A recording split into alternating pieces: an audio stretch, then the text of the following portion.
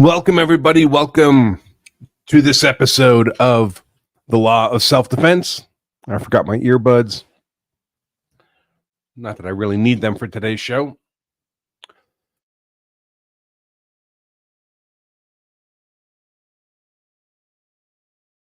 Perfect timing. First cough of the show. It's been 3 weeks since I first got this cold. Unbelievable. All right, let's get back on track. So, welcome, everybody. Welcome to today's episode of the Law of Self-Defense show. Glad that you were all here. This is a part 3 of 3 parts show. We're here to talk about how the prosecution in the Alec Baldwin case just pimp slaps the heck out of Alec Baldwin's New York City law firm attorneys in this series of motions. Let me just make sure everything is streaming the way it should. There we go.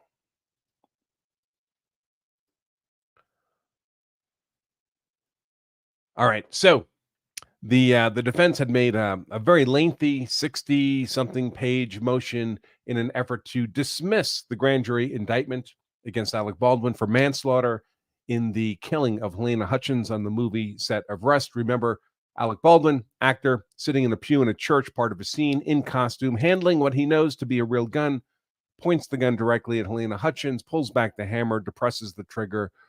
Unbeknownst to him, there was a live round in the gun. It discharges. That bullet passes completely through Helena Hutchins, enters her armpit, breaks her spine, exits the other side of her body, enters the body of director Joel Souza, who was standing behind her, and lodges in his shoulder, just behind the skin on his back. That's where the bullet is recovered. And Alec Baldwin has been charged with manslaughter. In fact, he's been indicted on the charge of manslaughter in New Mexico. This is where this occurred, New Mexico. They were filming a low-budget Western film called Rust. Helena Hutchins was the cinematographer. Joel Souza was the director. And Alec Baldwin was, of course, the lead and a producer, incidentally, on this movie set. And Alec Baldwin was initially indicted. Well, initially, it makes it sound like it happened right away. A year after the event, he was indicted by the local prosecutor on a charge of manslaughter. That prosecutor claimed to be too busy to handle the case herself, so she handed it off to a special prosecutor, and a lot of mistakes were made. So the special prosecutor also happened to be running for the state legislature in New Mexico, and you're not allowed to do both jobs at the same time. So that was a problem. Not allowed under New Mexico law to do that. Also, they had indicted Baldwin not only for manslaughter, involuntary manslaughter, which, believe it or not, carries a maximum sentence of 18 months in New Mexico. Shocking to me. They had also charged him with a gun sentencing enhancement, which would have been good for a mandatory minimum 5 years. But they made another mistake there, because that gun sentencing enhancement was not in effect at the time that Alec Baldwin shot and killed Helena Hutchins. It went into effect after the shooting. And in America, we don't charge people with criminal violations retroactively. So that was an inappropriate charge against him. As it happens, in essence, that initial grand jury indictment simply got thrown out. That special prosecutor who was running for the legislature resigned. The local elected prosecutor appointed different, new special prosecutors, Kari Morrissey and Jason Lewis, who just recently prosecuted and achieved a conviction on Hannah Gutierrez, who was the youthful, incompetent armorer on the set, whose incompetence allowed a live round to be in that gun. She was convicted of manslaughter. Her sentencing is coming up shortly, I believe. So we have new special prosecutors. The initial grand jury indictment was dismissed. And the new prosecutors, Kari Morrissey and Jason Lewis, sought a new indictment against Alec Baldwin, and they secured one from the grand jury, a new grand jury. And of course, Alec Baldwin's lawyers didn't like this. Now, this prosecution is happening in New Mexico. Alec has a local New Mexico attorney. You need to have one of those licensed to practice in New Mexico. But her name is Heather LeBlanc. She has a very good reputation. She was, for a time, the head of the public defender's felony division, which would give someone tremendous experience in federal defending against federal felony charges. And her reputation, even according to Kari Morrissey, is that it's very good, very solid.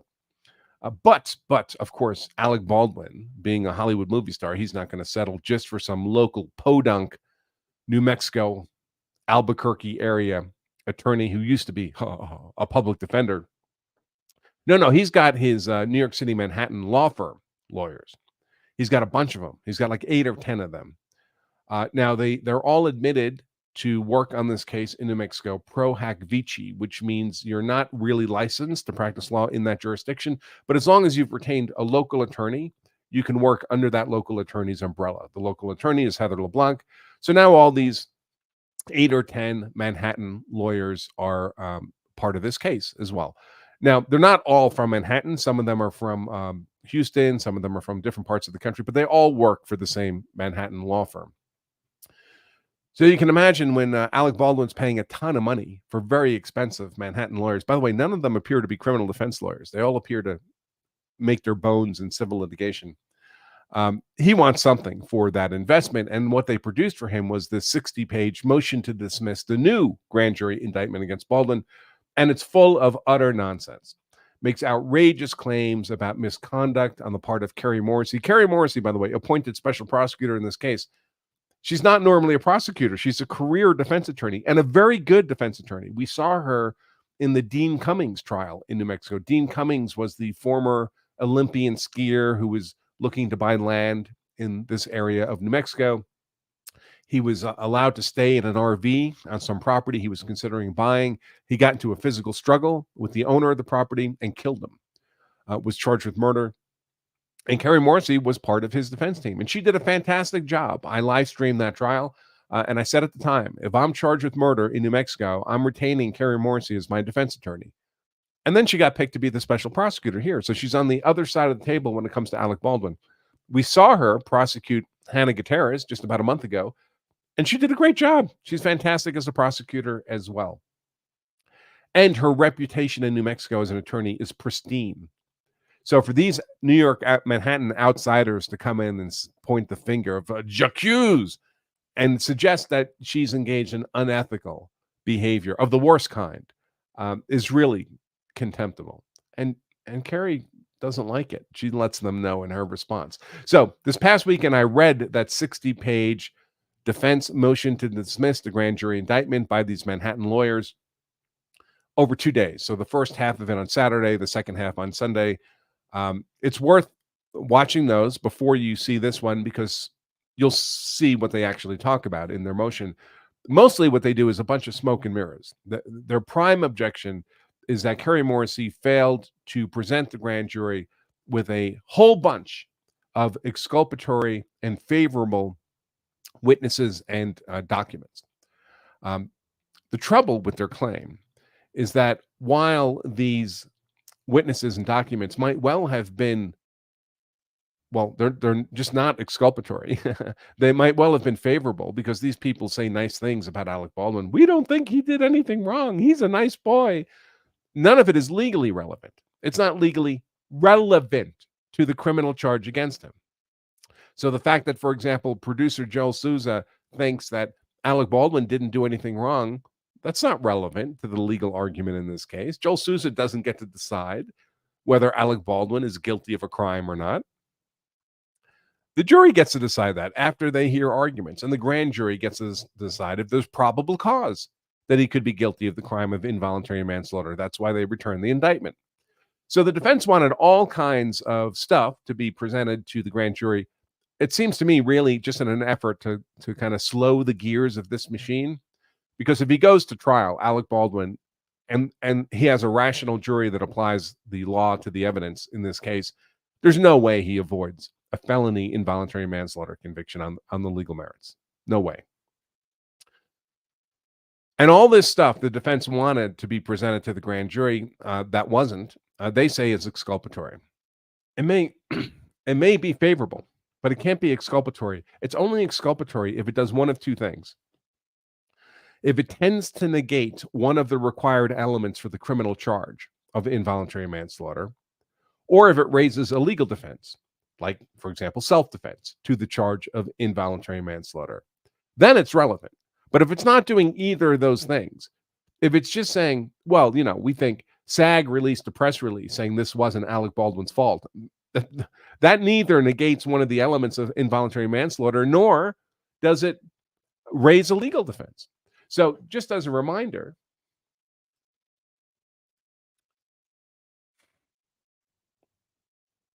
what does the prosecution have to prove? You know what? Before I jump into that, let me go ahead and launch the formal start of the show. I'm getting excited and I'm starting to talk a lot. And my voice is still kind of rough from this stupid cold. But let me start the formal launch of the show, and then we'll dive into the meat of things. Here we go.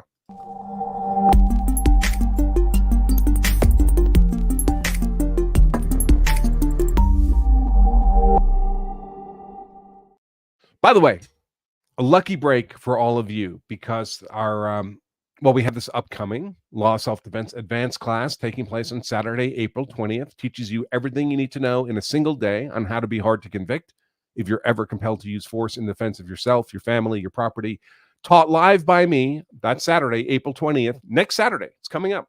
Streamed to you at your computer. Plenty of live interaction, plenty of opportunity for live Q&A.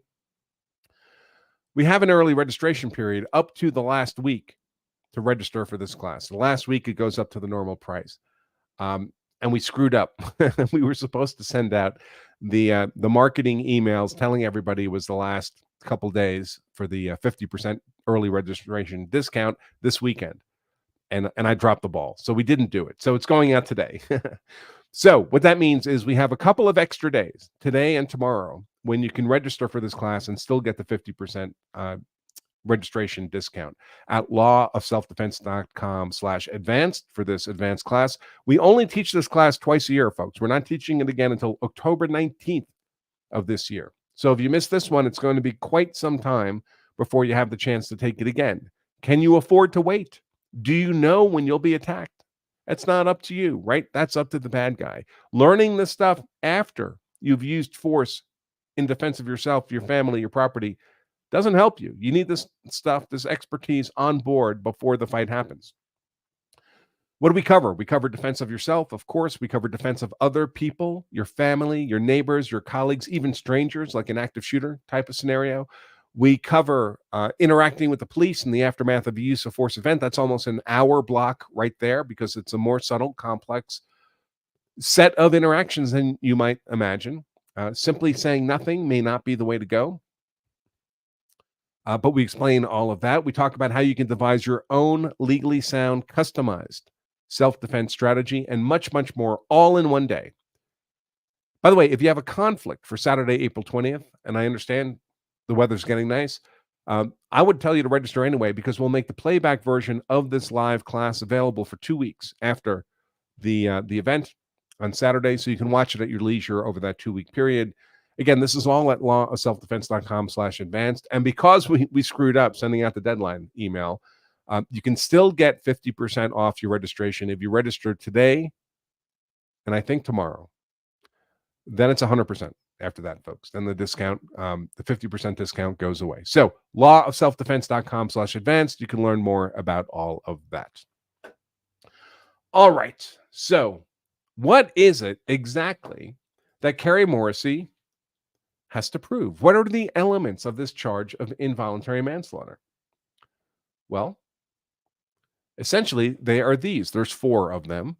That Alec Baldwin pointed the muzzle at Helena Hutchins, that he pressed the trigger in a manner designed to fire the weapon, and this is a single-action Western revolver, so first you have to cock the hammer all the way, then press the trigger. Third, he failed to ensure that the weapon did not contain a live round, and that the result of all this was that he fired a bullet that killed Helena Hutchins. On which of these elements is it relevant whether or not director Joel Souza thinks that Alec Baldwin is a nice guy and didn't do anything wrong? On which of these elements is it relevant that the Screen Actors Guild issued a press release saying they don't think Alec Baldwin did anything wrong? It's someone else's problem, someone else's fault. None of them. In fact, all of these elements, each and every one, is incontestable from the whew, incontestable from the uncontroverted facts of the case. Well, obviously, Alec Baldwin, and he says to police investigators that day that he knew he was holding a real gun in his hand. And we all know real guns are capable of firing real bullets. He knew he pointed a real gun at Helena Hutchins because the bullet that came out of the gun struck Helena Hutchins. It had to be pointed at her. The bullet didn't take some 90-degree angle. And we know it didn't skip off some ricochet off some object. Second, Alec Baldwin cocked the hammer and pressed the trigger in the manner designed to fire the weapon while it was pointed at Helena Hutchins. We know this is true because the gun, based on testing at the FBI, could not have fired otherwise. Third, Alec Baldwin failed to ensure the weapon did not contain a live round. Well, we know this to be true because it contained a live round, the round that killed Helena Hutchins. And fourth, that the discharge of the bullet killed Miss Hutchins. That's incontrovertible as well. So there's really no evidence that Alec Baldwin could possibly produce, either in the form of witnesses or documents, that would change any of this. On the law and evidence, he's done. He's guilty of involuntary manslaughter, period. But nevertheless, they're saying, hey, we had all these witnesses that, would have said nice things about Alec Baldwin, that had exculpatory evidence. Again, it's only exculpatory if it's relevant to this charge, if it tends to negate one of these elements or raise a legal defense. And nothing they were offering did any of that. So while they may call it exculpatory, it doesn't matter if it's exculpatory if it's irrelevant. It doesn't matter if it's favorable if it's irrelevant. It's only admissible as argument and evidence if it's relevant to the criminal charge. So that's where we are at. 1 second.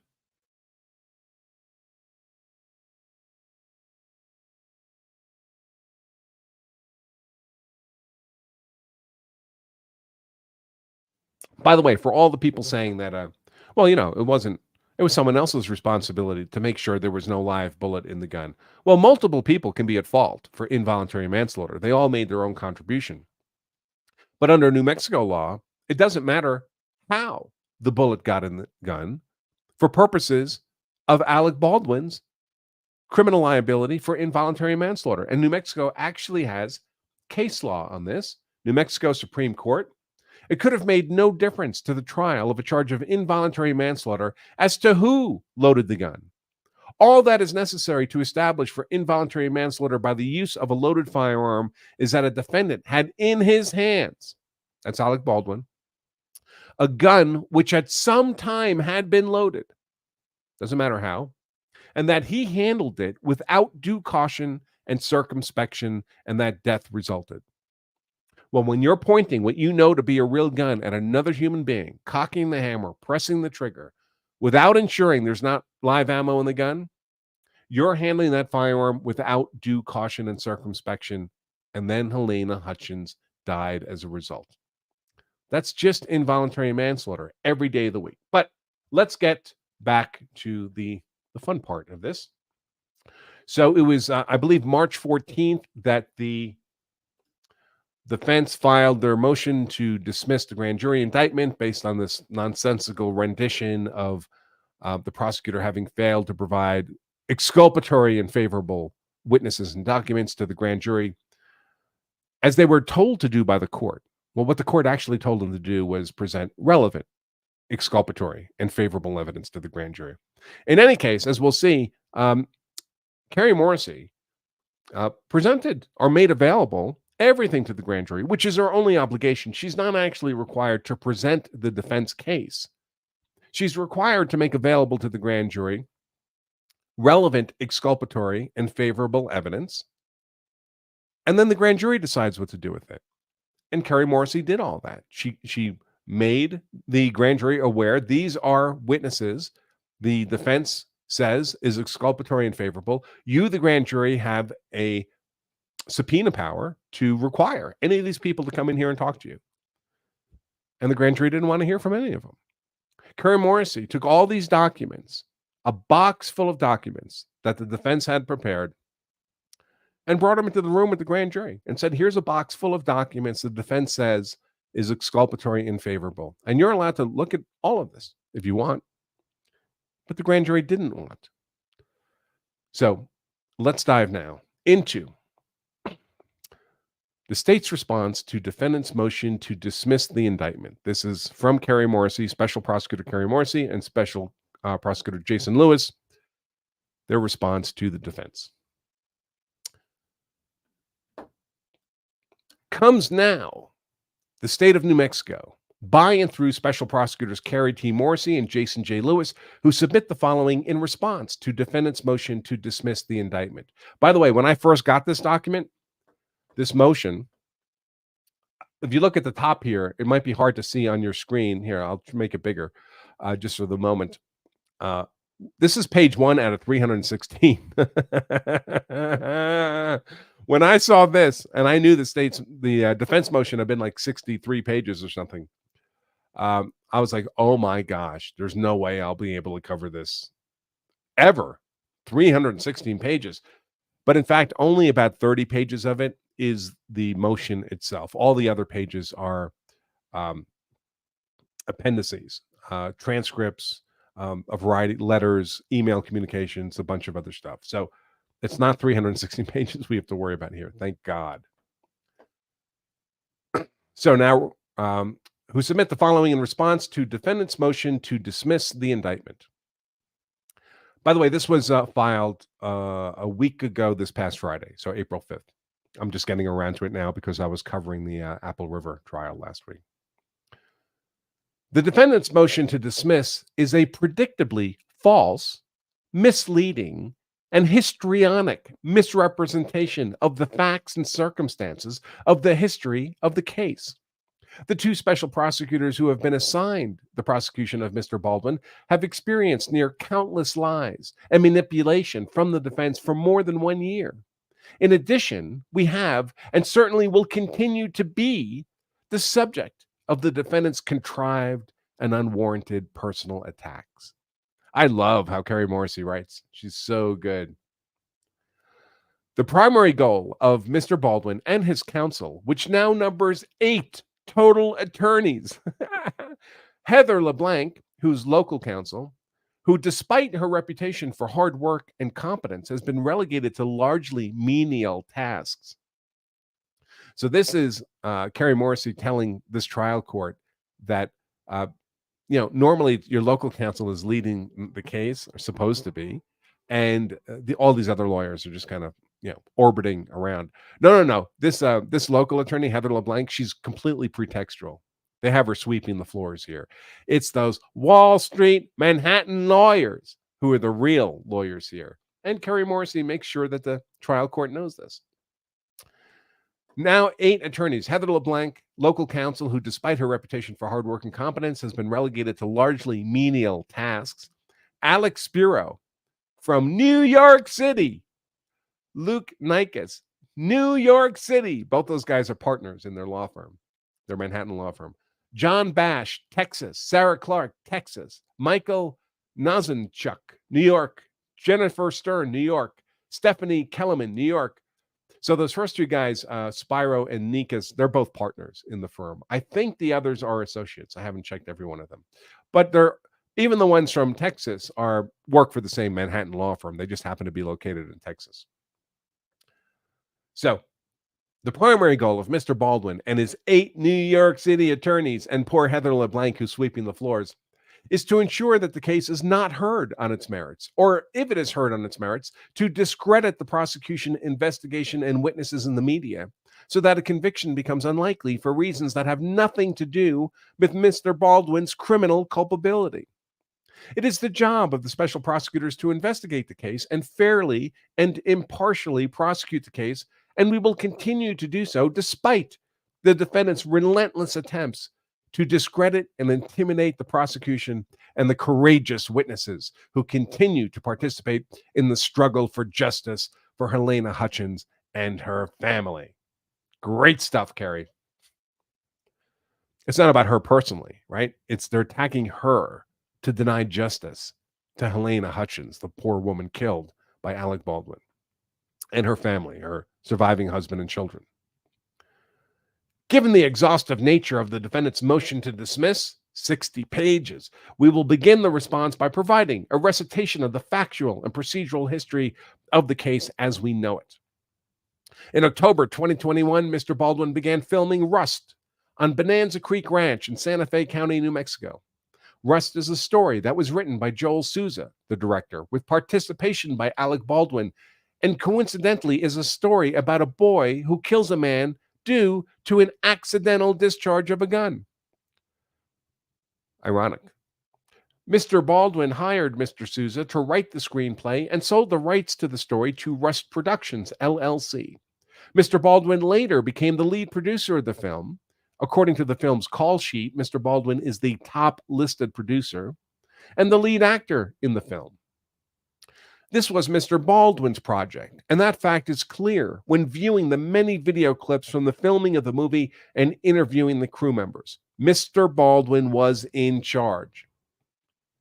Rust Productions hired Hannah Gutierrez, a young and inexperienced armorer, to manage all of the weapons on the gun-heavy movie set, in addition to fulfilling her roles as a props assistant. While it can't be denied that Ms. Gutierrez accepted the responsibility for armorer and props assistant, Ms. Gutierrez was only 24 years old and was only legally permitted to purchase guns for a handful of years. In true Hollywood form, Ms. Gutierrez was hired as the armorer due to nepotism, as her father was a well-known armorer, gun handler, and gun coach. That father is Fel Reed. He's actually not her father. He's not her biological father.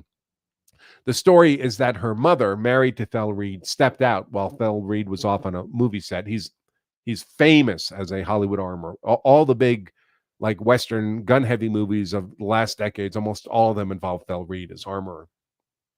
That he was out on a movie set and his wife stepped out on him and got pregnant. And that's the baby. So, and Fel Reed reportedly raised her as if it were her daughter, but he's not literally her father. That's why you'll see the defense refer to her as Hannah Gutierrez Reed hyphenated. They add in Fel Reed's last name. That's not her legal name. Her legal name is Hannah Gutierrez, not Hannah Gutierrez Reed. So the state, they're kind of poking at the defense a little bit. They use her legal name. They don't add the Reed at the end. Many of the crew members on the set of Rust immediately noticed that Ms. Gutierrez was inexperienced and overwhelmed, likely with a healthy dose of laziness and bravado mixed in.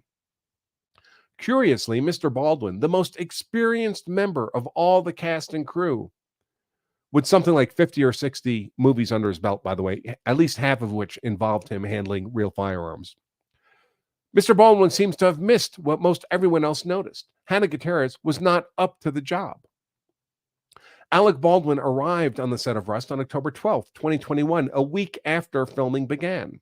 Mr. Baldwin's late arrival on set caused him to miss the initial firearms training offered to the actors by Ms. Gutierrez.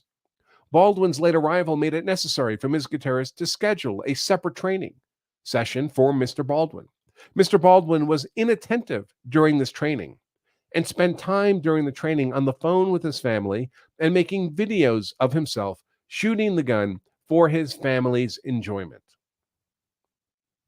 Not taking safety very seriously. Upon arriving on set, Mr. Baldwin immediately began demanding the crew and the armorer work faster. Mr. Baldwin's relentless rushing of the crew on the movie set routinely compromised safety because Rust is not a romantic comedy. It is an action-filled Western with dangerous stunts and real guns being used as props. In addition to rushing the cast and crew, Mr. Baldwin was frequently screaming and cursing at himself, at crew members, or at no one, and not for any particular reason. To watch Mr. Baldwin's conduct on the set of Rust is to witness a man who has absolutely no control of his own emotions and absolutely no concern for how his conduct affects those around him. Witnesses have testified that it was this exact conduct that contributed to safety compromises on set. The combination of Hannah Gutierrez's negligence and inexperience and Alec Baldwin's complete lack of concern for the safety of those around him would prove deadly for Helena Hutchins a young cinematographer and rising star in the film industry. Ms. Hutchins was shot and killed by Alec Baldwin, who pointed a .45 caliber single-action Army revolver at her, cocked the hammer of the gun, and pulled the trigger when a scene was not being filmed and cameras were not rolling. The bullet entered her body near her right armpit, went through her rib, punctured her lung, severed her spine, and exited her body below her left shoulder blade. The bullet then entered the front shoulder of director Joel Souza before finally coming to rest just under the skin and Mr. Souza's back. At the time, a scene was being prepared during which Mr. Baldwin was expected to slowly pull his gun from his holster. That's all. Mr. Baldwin decided to go off script and take actions contrary to what the director, Joel Souza, instructed him to do. To the frustration of Mr. Souza, Mr. Baldwin did this frequently. He ignored direction from Mr. Souza and, without warning, acted on his own volition. Unbeknownst to Mr. Baldwin, Ms. Gutierrez inadvertently loaded a live round into the gun, and Ms. Hutchins and Mr. Souza were shot. Ms. Hutchins died the same day. By the way, if Alec Baldwin had subjective knowledge that there was a live round in the gun, what do you think the criminal charge here would be for the death of Helena Hutchins? It would be murder, right? At least second-degree murder. The reason it's only manslaughter, involuntary manslaughter, is because the state prosecutors concede that he did not have subjective knowledge of a live round in the gun. Continuing, almost immediately after the incident, when emergency medical services were still on scene, and attempts to stabilize Miss Hutchins for flight to the University of New Mexico Hospital Trauma Center were underway, Mr. Baldwin began preparing the unbelievable narrative that he was not responsible for the discharge of the gun and injuries to his colleagues. He began discussing this defense and nurturing this false narrative before he began his interview with law enforcement the same day as the fatal shooting. Ultimately, Mr. Baldwin arrived at the sheriff's department for a formal interview and was left momentarily in the interview room after the video recording of the interview began, but before detectives entered the room to begin speaking to Mr. Baldwin. During this time, Mr. Baldwin, knowing that Ms. Hutchins had been critically injured and taken by a helicopter to a nearby trauma center, and Mr. Souza had been seriously injured and taken to a local hospital for emergency treatment, began to make casual phone and FaceTime video calls. Mr. Baldwin called his wife on speakerphone or FaceTime and another personal assistant employee regarding his family's upcoming trip to New Mexico. Mr. Baldwin's minor daughter was going to have a small part in the movie, and his family was planning to join him in New Mexico the following day. During these calls, Mr. Baldwin asked that his family not cancel the trip to New Mexico, despite the tragedy. He explained, "I won't work, and we'll go and enjoy ourselves. It's all paid for. They're not going to give us the money back." Mr. Baldwin proceeded to provide a video. So that's pretty bad, right? I mean, he didn't know it. Helena Hutchins was dead, but he certainly knew she'd been flown out in a helicopter, and Joel Souza was driven to a local hospital with a bullet in his body. And his primary concern here, while he's waiting to be interrogated by police, is not the welfare of Hutchins and Souza, but that his family still gets his vacation in. Mr. Baldwin proceeded to provide a video-recorded interview with detectives where he described the incident that led to the shooting of Miss Hutchins and Mr. Souza. The high points of Mr. Baldwin's initial interview are highlighted for the court in State's Exhibit A. In sum, Mr. Baldwin stated numerous times that Hannah Gutierrez handed him the gun before the incident, and Mr. Halls never handed him the gun. Well, we know now that's not true. We know Halls handed him the gun. It doesn't really matter who handed him the gun. Mr. Baldwin stated on 2 occasions that he shot the gun. Mr. Baldwin stated numerous times that he, referring to Mr. Souza, was telling him where to point the gun during the rehearsal, not Ms. Hutchins telling him where to point the gun. It is also worth noting that Mr. Baldwin stated that Ms. Hutchins turned her body while speaking to someone else, and that is why she was struck in the armpit. Mr. Baldwin never stated during his lengthy interview with law enforcement that Ms. Hutchins told him where to point the gun or gave him any instructions about what to do with the gun during the rehearsal blocking when the gun discharged. Mr. Baldwin did state during his initial interview with detectives that the gun just went off, as he was not expecting a live round to be in the gun, but he never stated during that initial police interview that he didn't pull the trigger. It is true that Mr. Baldwin consented to an extraction of a cellular phone by Suffolk County Police Department. That's Long Island, New York, so New York metro area. Grew up there, Suffolk County.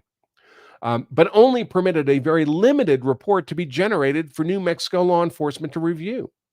The special prosecutors learned recently that Mr. Baldwin has since obtained the extraction data from the Suffolk County Police Department, so it can no longer be accessed by law enforcement. So much for being open, right, with the state about what happened. On December 3rd, 2021, after obviously having conferred with legal counsel, Mr. Baldwin participated in a televised interview with George Stephanopoulos, Mr. Baldwin's personal friend. By the way, folks, I covered this interview. I've done a lot of coverage of this Baldwin event, all the way from the day immediately after the shooting happened.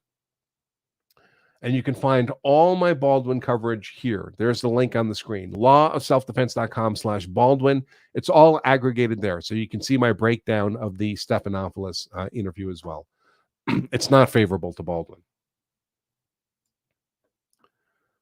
Mr. Baldwin's personal friend, during this interview, everything changed. And Mr. Baldwin, with the aid of his attorneys, lied with impunity and blamed the incident on Ms. Hutchins. Mr. Baldwin changed his story and stated repeatedly that it was Ms. Hutchins who was telling him where to point the gun and to point the gun at her. This is Helena Hutchins, the cinematographer who was killed. In his shameless attempt to escape culpability for his own negligence and recklessness, he went so far as to say that he pointed the gun at Ms. Hutchins' armpit because that was where she told him to point it. This statement was in direct contradiction to his previous statement on October 21st, 2021, and very pointedly in direct contradiction, maybe that's supposed to be, to the portion of his October 21st, 2021 statement where he clearly explained that Ms. Hutchins was struck in the armpit because she was turned to speak to someone else. Very notably, this is the first time that Mr. Baldwin claimed he never pulled the trigger of the gun, thereby calling into question the functionality of the gun. By the way, does it matter to his defense that Helena Hutchins said, if we pretend we believe him, said, point the gun at me?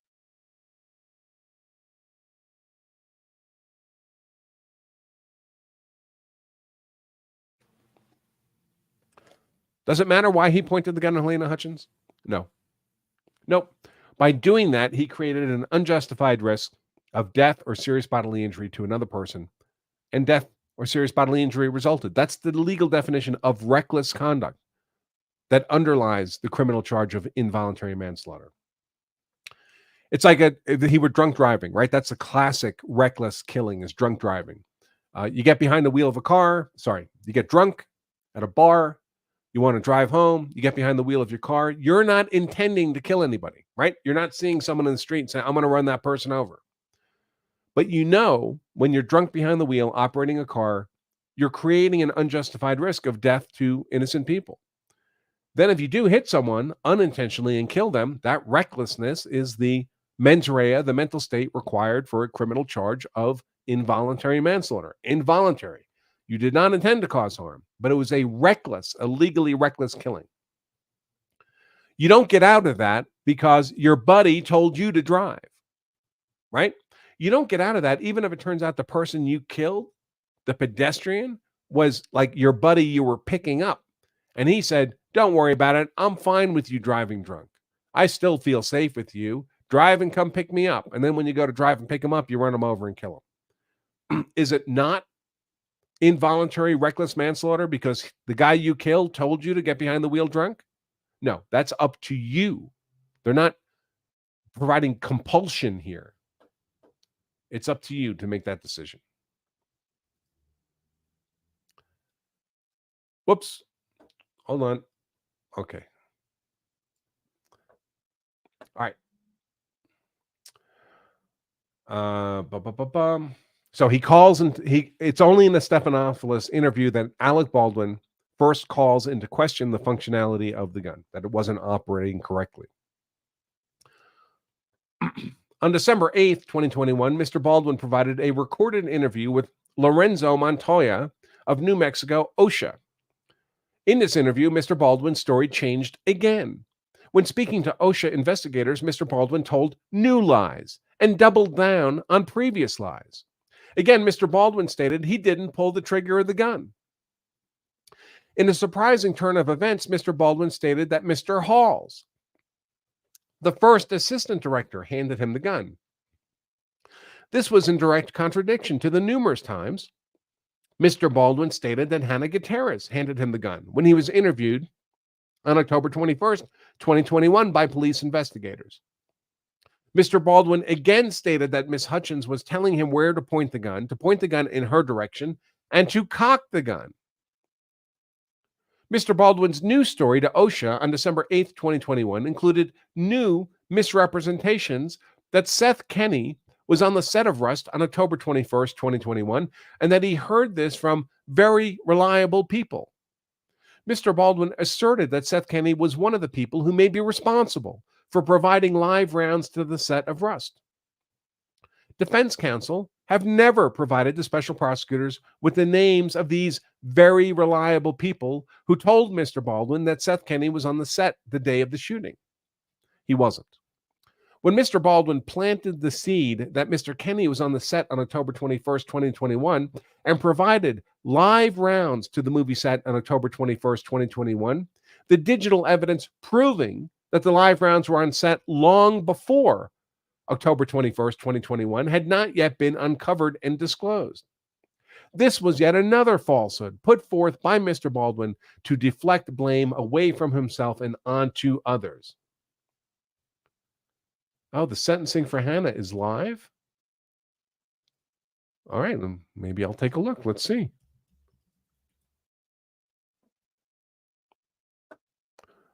Whoops. That would be unexpected.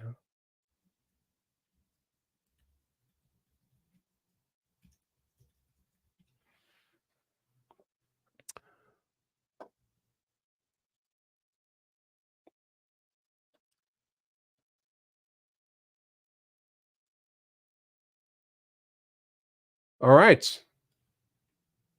Let's see what we have here. Little unexpected, but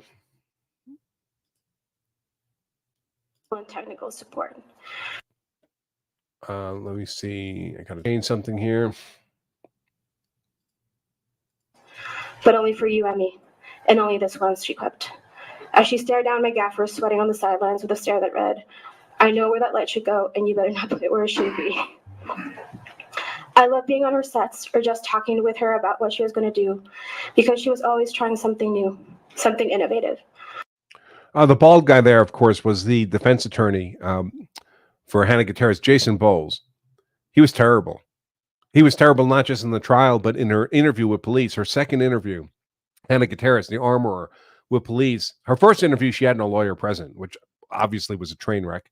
Her second interview, she comes dressed in a cute little dress and a bow in her hair and brings her lawyer, Jason Bowles, this bold guy. And he sits there like a lump on a log and just lets her chatter away.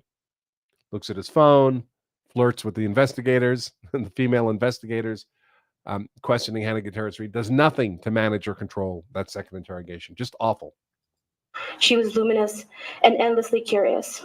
Helena would research how she wanted to accomplish something and make it happen. She had this uncanny ability to balance her career ambitions, her family life, and still lead a thriving social life. I admired and still admire that. I have no idea how she did it. I've always held her in high esteem as a classmate and colleague, but to me, she was first and foremost one of my closest friends in grad school and beyond. We were able to confide and trust in each other as we navigated the challenges of being women in cinematography. That extended to confiding in each other about... Shane tells me that Kari Morrissey already spoke. I want to catch that. So I'm going to rewind this. This is Kari Morrissey, the special prosecutor of Hannah Gutierrez, who secured her conviction on charges of involuntary manslaughter for the death of Helena Hutchins, and will, in a couple of months, be prosecuting Alec Baldwin in the same courtroom before the same judge on the same criminal charge with, of course, slightly different facts. Let's get the microphone on. Your Honor, I wasn't sure exactly what recommendation would be appropriate in this unprecedented case until last week when I completed the review of Ms. Gutierrez's jail calls. Wow. It was my sincere hope during this process that there would be some moment when Ms. Gutierrez took responsibility, expressed some level of remorse that was genuine, and that moment has never come. Ms. Gutierrez continues to refuse to accept responsibility for her role in the death of Helena Hutchins. Rather than accept responsibility, she has chosen to place blame on the witnesses who testified against her, me, you, the jurors, the set medic, and the paramedics who tried to save Ms. Hutchins' life. Her jail calls, and there were probably close to 200 of them, Screwed up. tell us who Ms. Gutierrez really is. And in the state's opinion, the content and tone of her calls demonstrates that Ms. Gutierrez should not receive any type of a reduced sentence. Helena Hutchins died due to a cascade of safety violations that began with... This judge, by the way, was excellent throughout the trial. Very good. Very solid. No nonsense. Hutchins died due to a cascade of safety violations that began with Ms. Gutierrez introducing live rounds to the movie set, loading one into a prop gun, telling the members of the crew that it was a cold gun, thereby ensuring that it would make its way into the hands of Mr. Baldwin. That conduct, absent responsibility or remorse, is deserving of a sentence of 18 months in the Department of Corrections. It's deserving of a lot more time than that, but that's the, believe it or not, that's the maximum sentence for involuntary manslaughter under New Mexico law is 18 months. With a designation as a serious violent offender, and that is what the state will be requesting today. And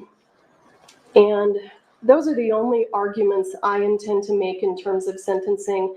I would like to move into the presentation of the witnesses who would like to address the court on behalf of Ms. Hutchins and her family. Thank you. I would like to start with Craig Mizrahi. Mr. Mizrahi.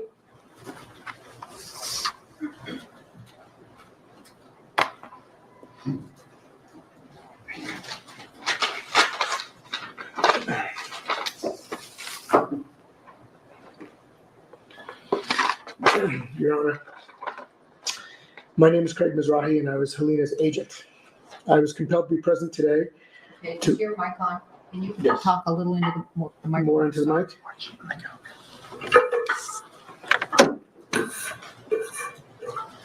Is that better? Yes. Okay. I was compelled to be present today to express the impact of the loss of Helena, who was a cherished friend, wife, mother, and artist, senselessly lost on October 21st, 2021. I was first introduced to Helena when a mutual friend sent me samples of her cinematography. I was pleasantly surprised to see how mature and refined it was, especially given the small budgets she was working with. By the way, folks, this serious violent offender status that Kari Morrissey is asking for, the reason she's asking for it is a normal criminal convict, felony convict in under the New Mexico penal system could qualify for up to 30 days of good behavior for every month they're in jail, in prison.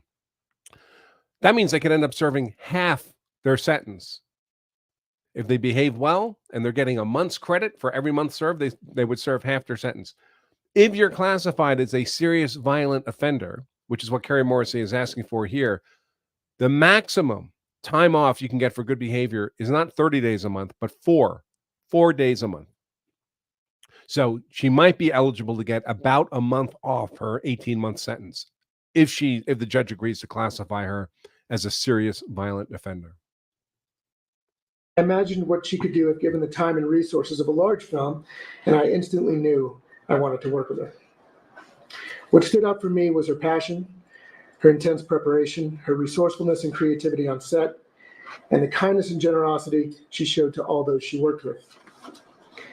In getting to know her husband, Matt, it was clear that he and their son, Andros, supported every career move she made and accepted the very difficult reality that she would have to travel for work very often.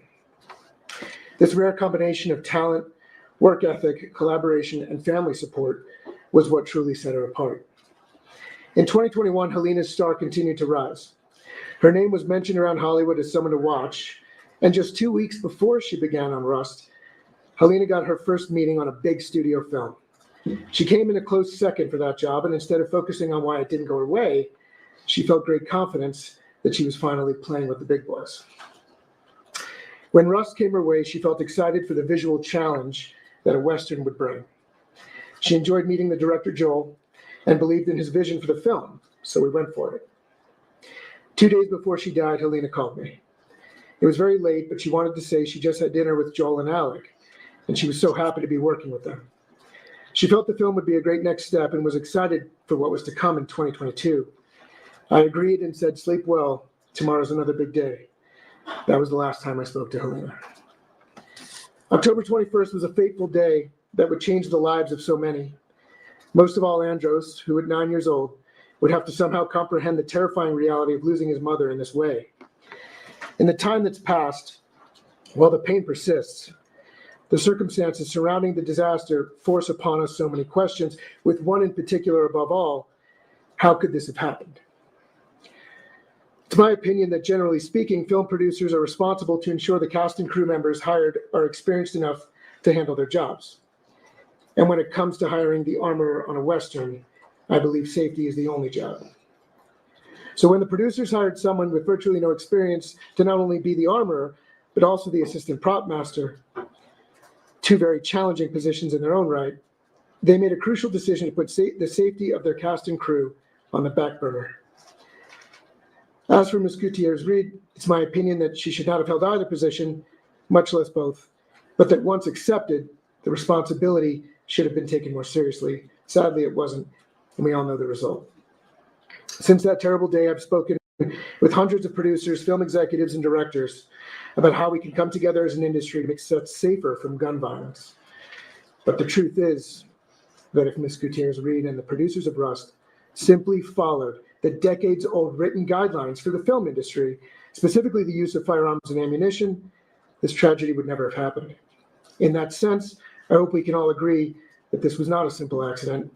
It was a chain of events that led to the killing of someone, and that chain would have been broken if the armorer was doing the job she was hired to do.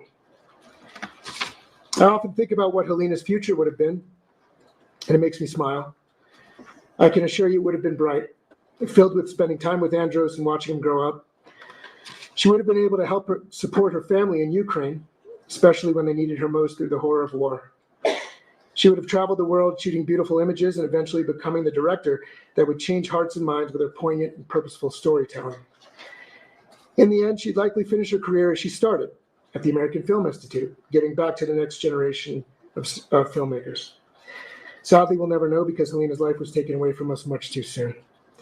So today we stand determined to seek justice for Helena, to hold accountable those responsible for her death, and to ensure that such a tragedy never occurs again. I want to thank Ms. Morrissey and her team for having me here today, and thank you, Your Honor, for your service in the case. Thank you.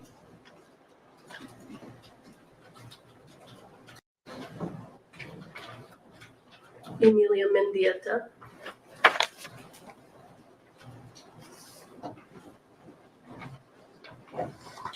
Your Honor, my name is Emilia Mendieta. I was one of Helena's best friends and one of her colleagues and a classmate of hers at the American Film Institute Conservatory. Helena and I met on August 2013 in the registration line on our first day at the American Film Institute Conservatory. I was quietly suffering through a small bout of imposter syndrome and desperately trying to hide my nerves about officially starting the cinematography program. I don't think I was hiding them very well because this joyful, energetic woman There's a bounced lipstick right joke over here me somewhere, and invited me fellas. out to lunch. We then piled into a RAV4, already chock full of film gels and diffusion that almost hid the baby seat in the back from view, and off we went. After a quick burrito and some pastries, we headed back to campus for our first orientation sessions. We were friends ever since. But that was Helena, a joyful soul who could just as easily strike up a friendship as she could capture a beautiful image. Even while at AFI, Helena stood out as an exceptional artist and cinematographer. She was creative and ambitious and quickly became well known for her skills and insistent pursuit of excellence. The first time I got to work with her was on her second film on her first year. I was on her camera team. Her love and passion for lighting was evident, and you could tell that she was masterful in her approach even then. I'm pretty sure she used every single light on the grip and lighting truck, but she used them well. It's also the film where I broke a Blue Streaks filter that she had borrowed from one of her classmates as I was rushing to get it to her. As I showed her the filter shards, apologizing profusely because I felt I had ruined her project, I could see she was disappointed, not at me, but at the fact that she would have to rethink her meticulously planned creative approach. A feat she accomplished as she went along with the rest of the day. As I was profusely apologizing yet again, she pulled me into a big hug and said, "Emmy, it's just a filter. They break. Friendships don't break over a filter." Despite the great filter incident of the first year, we went on to collaborate on most projects at AFI and beyond. At first, we crewed for each other on our first year films, our visual essays, and our first feature films. After that, as our careers grew, we leaned on each other for emotional and technical support. She even stepped in front of the camera for a music video I shot and directed, despite her aversion to being on that end of the lens, like most cinematographers. "But only for you, Emmy, and only this once," she quipped, as she stared down my gaffer sweating on the sidelines with a stare that read, "I know where that light should go, and you better not put it where it should be." I loved being on her sets or just talking with her about what she was going to do, because she was always trying something new, something innovative. She was luminous and endlessly curious. Helena would research how she wanted to accomplish something and make it happen. She had this uncanny ability to balance her career ambitions, her family life, and still lead a thriving social life. I admired and still admire that. I have no idea how she did it. I've always held her in high esteem as a classmate and colleague, but to me, she was first and foremost one of my closest friends in grad school and beyond. We were able to confide and trust in each other as we navigated the challenges of being women in cinematography. That extended to confiding in each other about navigating our personal and professional lives in the film industry at large. One of the beautiful things about our friendship is that we could just as easily wax poetic about the goat cheese salad at the cute brunch spot we had trekked out to over in Venice Beach, or the chromatic aberrations of the lenses we had used on one of our last projects that you really, had given the story some character. But really what I remember her most for was her adventurous and generous spirit. As our lives and careers grew and we got busier, we'd try to meet up for a meal every month or so. It was often lunch, followed by a brisk walk, and usually ending with a coffee and pastry. She had a big sweet tooth. Whenever we would sit down to eat, she'd always look at the dessert menu first. She favored pastries with chocolate, but she liked cookies too. I make decorated sugar cookies for my friends on Christmas, dropping them off the second week of December. Every year without fail, not even an hour after I drop off hers at her house, she'd text me pictures of the empty cookie bag, followed by some of her and her son happily eating them all in one sitting. Sometimes her son would come along with us on our outings, bouncing with energy. Her spirit mirrored in him. Her little man, she would call him. Her husband and her son were her boys, and she often spoke of them lovingly. Helena was proud of being a mom, and often spoke about how the experience changed her life, sometimes even egging me on to have kids whenever I did find a partner. And motherhood was important to her, but I think people were important to her, and she prioritized them. A lesson I've taken to heart since her passing, and a balance that most of us in the industry struggle to achieve on a daily basis sometimes. Helena was a social butterfly, the quintessential extrovert that had a knack for somehow going to every single event she was invited to, and being bright and bubbly and charismatic. Most of her friends were introverts, though, myself included. We'd like to joke that she had collected a small gaggle of us along the way and made sure we showed up to these events, too. She would call you up whenever to talk to you about going to some event, and one that my own little introverted heart maybe would have not dared gone otherwise. And she would make sure you weren't left alone. She made a point to take care of us and include us. I appreciate that. It was, still is, so hard to come out of my shell, and she made things easier socially. Now, whenever I go to an event and I'm doubting whether I should go, I ask myself, what would Helena do? The answer is usually go. Late in the summer of 2021, I got a call from her. I was prepping for my third feature film that I was starting filming in a week away, and I hadn't heard from her much since I knew she had been on a different project in Canada for most of the summer. I'm at LAX, she said happily. Do you have any suggestions of where I can have good food in Santa Fe? She knew I had family in New Mexico at the time and had spoken lovingly about New Mexican cuisine before. What are you doing in New Mexico? I asked, pouring out a small list of recommendations. I'm shooting a Western. She sounded really excited. It had been a dream for both of us to shoot genre films. It's so hard to land a genre job sometimes, and she has a soft spot for both Westerns and hard sci-fi. I was really excited for her too, and reveled at her good fortune on the phone. It has horses and gunfights, and we're shooting out in the desert. It's a huge stepping stone for me. It's going to be so much fun, she said excitedly. And she felt it, that it could be the project that could actually help her career propel forward. Little did we know that it would be the project that killed her. I often think about that moment, her excitement, her joy at embarking at this new adventure. I think about how hard she worked to get there, to get that opportunity. It kills me a little inside. The last time we spoke was the day before Russ started shooting. I called her because a friend of mine gifted me 4 tickets to Disneyland that would expire by the end of the year. And I thought it would be a really nice gesture to invite Helena and her boys to the park for the day. She seemed excited about going to the park. She hadn't been in a while and felt it could be a good break after the shoot. She mentioned pre-production had been a bit hectic and stressful, but nothing that seemed out of the ordinary in the independent film world. I've since begun to question what is and isn't normal, and what should be happening and shouldn't. But I was fresh off my own low-budget feature experience and had a bit of the blues regarding some of my own challenges with that shoot. I confided my doubts in my career with her, my insecurities at the moment. Just another bout of imposter syndrome. She got called to a last-minute meeting. She had to go. Emmy, you're so young and so talented. I have no doubt that you'll make it in this industry. I believe in you. I believe you're an amazing cinematographer in person. Please remember that. Gotta go. We'll talk soon. Love you. Those were the last 4 words she ever said to me. I believe in you. Those 4 words will forever echo in my soul. They're a bright light in the darkness of this whole situation. They keep me going when times get tough, and times have been tough. I was working at a news station in Sacramento, California on October 21st, 2021. But I heard the news through the grapevine. One of my mentors called me to tell me something had happened on a set in New Mexico. They wanted to know if I'd spoken to Helena. I'd not. I was able to get in contact with her husband, who confirmed the worst. I confirmed the news to another one of our mentors. I heard his heart break over the phone, too. I sat alone in the darkness of my apartment for hours, sobbing uncontrollably. My wonderful, generous, adventurous friend was gone. Killed on a set because a live bullet that wasn't a prop gun. It dawned on me. Someone didn't do their job right. A lot of someones didn't do their job right. I'm also a director of photography. I trained at the same school, graduated the same year, got the same degree. We belong to the same organizations, went to the same networking events, pursue the art of visual storytelling with the same passion. I've been on sets with guns. I've been on sets where blanks were fired at my camera. I know what an armorer's job is. I know the safety procedures that must be followed. And as more and more details of the case came out, it boggled my mind how many of these procedures had been either blatantly disregarded or not followed at all. Helena's death is the result of a massive system failure, where many links of the chain were loose or faulty, and they all failed her, all of them.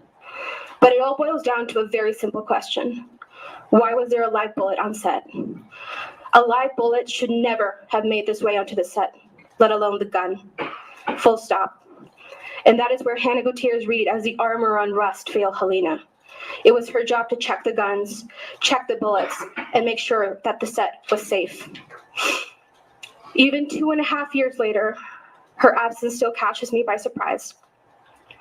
Every time I go to a networking event, I still glance at the door, expecting Helena to walk in, her platinum blonde pixie cut perfectly coiffed, leather cuffs on her wrist, naturally cool with her signature adventurous glint in her eye.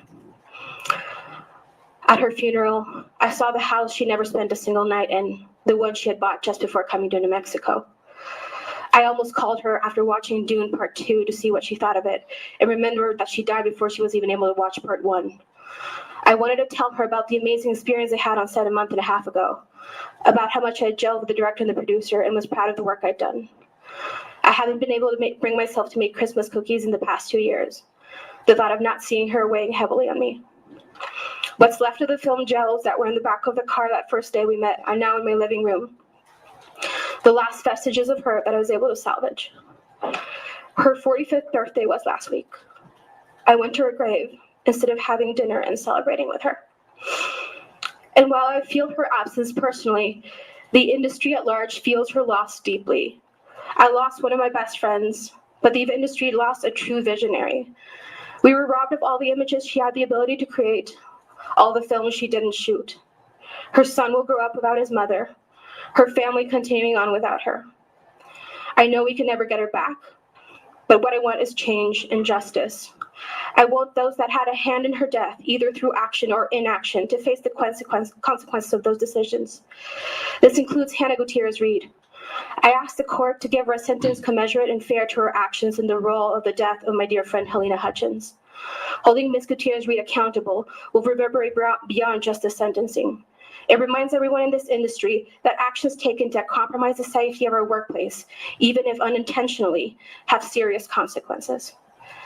There are people that leave an indelible mark on your soul, an imprint that can never be erased. And the memory of her wit, her kindness, and her unwavering belief in me are permanently etched into mine. She always had my back, and I promised her that I would always continue to have hers. Thank you. Thank you. Your Honor, I'd like to switch to the Google Meet speakers. And if I can approach, because I can't see from my computer exactly how long. Just so long. Yeah. Yeah, you can just tell them to Joel and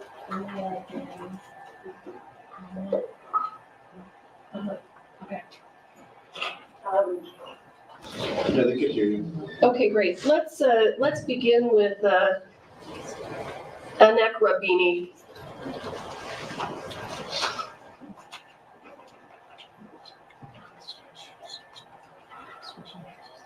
Hi, can you hear me?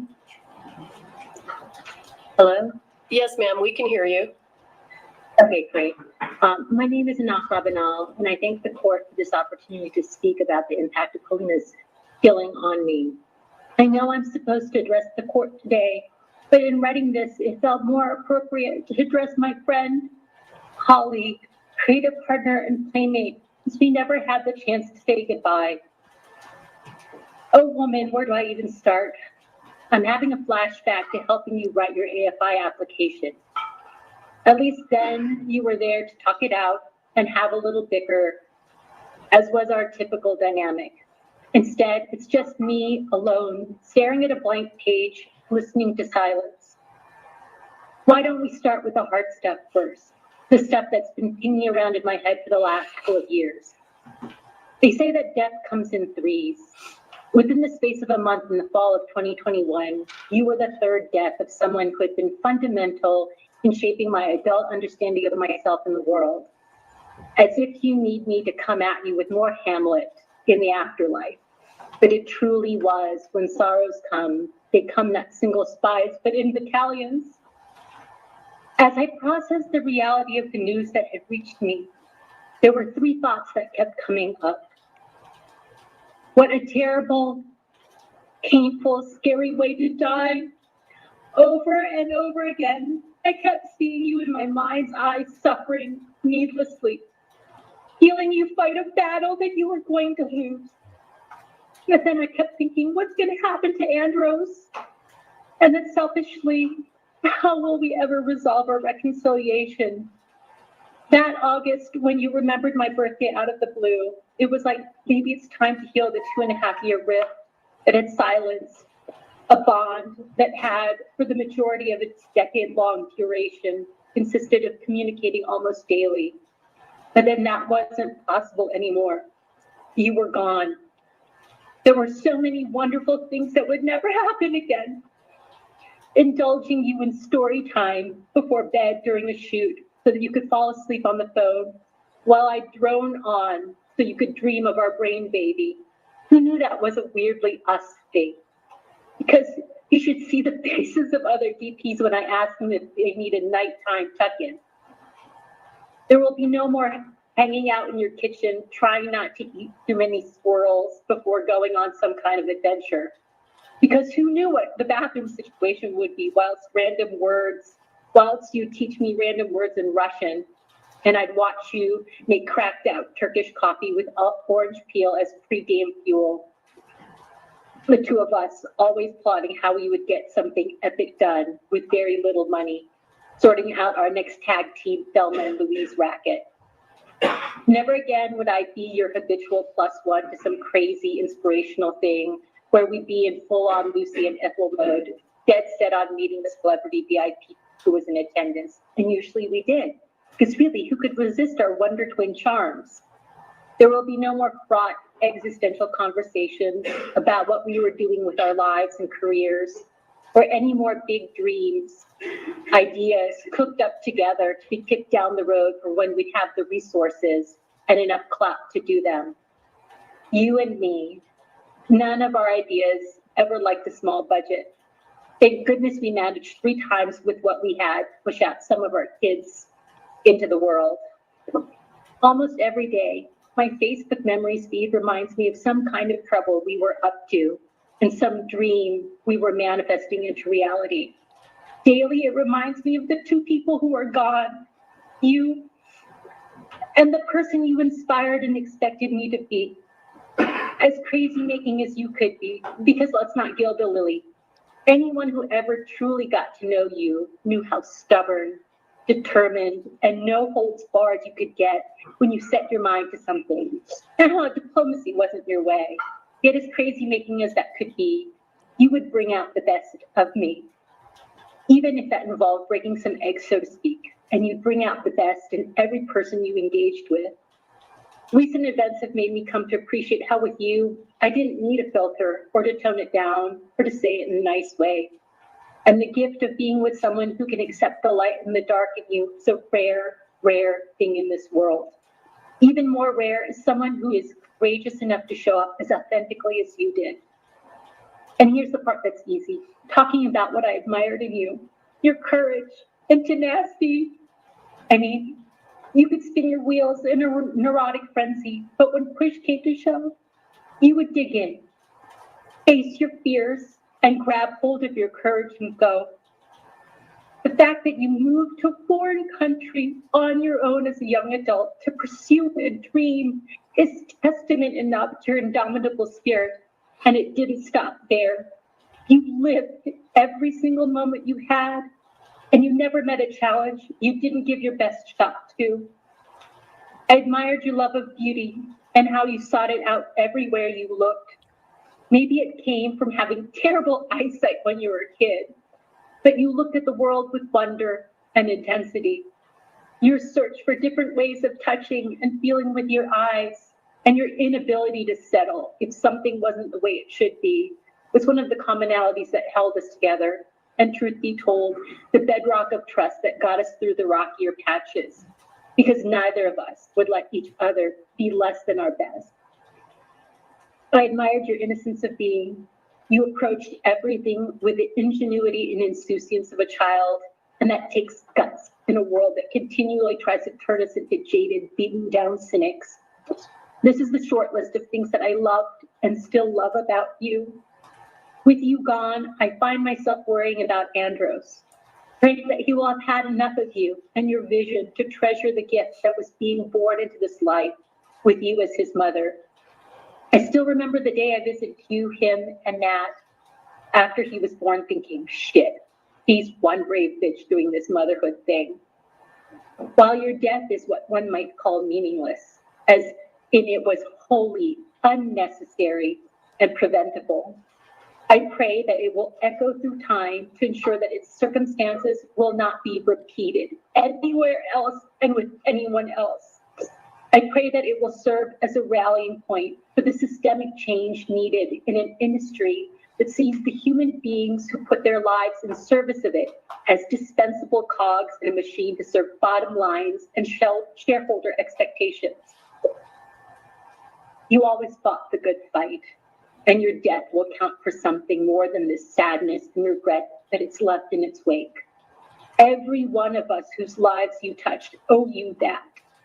When I started writing this, I went to look back for that very first picture of the two of us together, so that I could have something with you, something of you with me today. December 25th, 2011. It's funny to think in hindsight that we were the universe's Christmas present to each other. Our friends who introduced us were happy that we were both getting our starts in film and hoped it would be a good connection.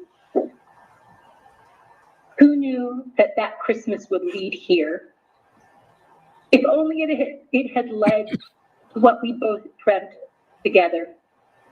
Being fabulous older ladies at some glamorous parties after being awarded some big accolades and driving everyone around us crazy because we'd still be bickering and nitpicking on how we could have made the film better.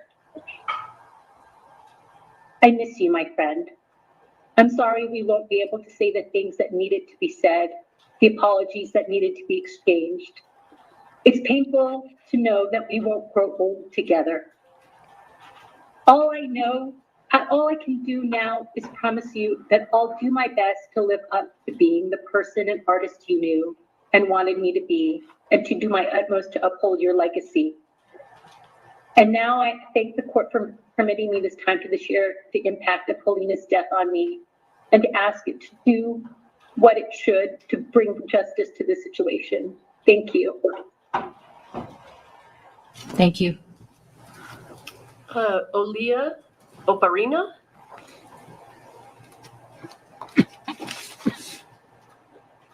Thank you, Your Honor. Helena and I immigrated to the US around the same time, bonding over our shared passion for film. From the moment we've met, she became more than a friend. She was my sister in every sense of the word. Helena was always there, celebrating our victories and offering unwavering support during our toughest moments as immigrants and young filmmakers. As a mother, a talented cinematographer, and a successful woman, Helena juggled numerous responsibilities, yet she always made time for her friends. Our daily hikes were not just about exercise.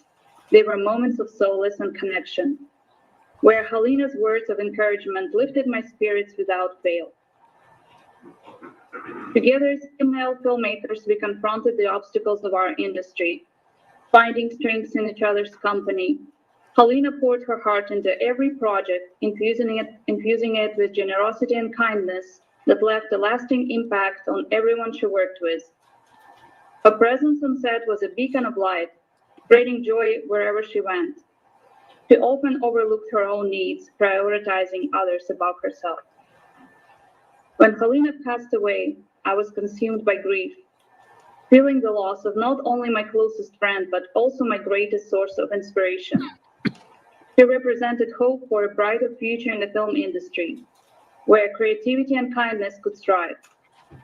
Losing her meant losing a part of myself and a cherished creative collaborator.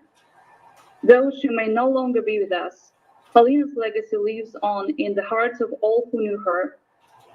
We are committed to honoring her memory by continuing to champion the values she held dear, ensuring that her impact on the world will never be forgotten. Thank you. Thank you. Stephen Metz?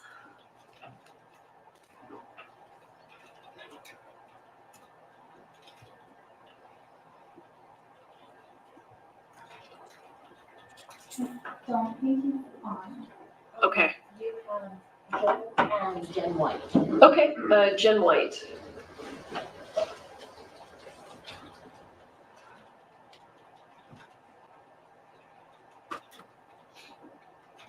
I'll speed it up. I guess I can't speed it up because I'm live, right?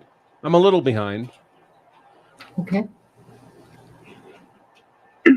It feels impossible to put into words the devastation that I felt and will forever feel from the loss of my 1.25 friend speed. Helena Hutchins, because mere words could never hold all of who she was or what she meant to me. It is absolutely indescribable, but I will try anyway. 2.5 years have passed and I still look for her. I still expect to see her. I still wonder what adventure she's on and think about checking in. Then my heart drops through my feet. And I have to face the reality that I will never see her or hug her or hear her laugh ever again. I will never get to feel that glow that she bathed everyone around her in. And I will never get to be there to celebrate what would have undoubtedly been many, many. Helena was a force. She was complicated and talented and beautiful and caring and kind and funny and committed and charming and weird and fearless. She was all of my favorite adjectives. She inspired me, and I don't think she knew that because I never got to tell her.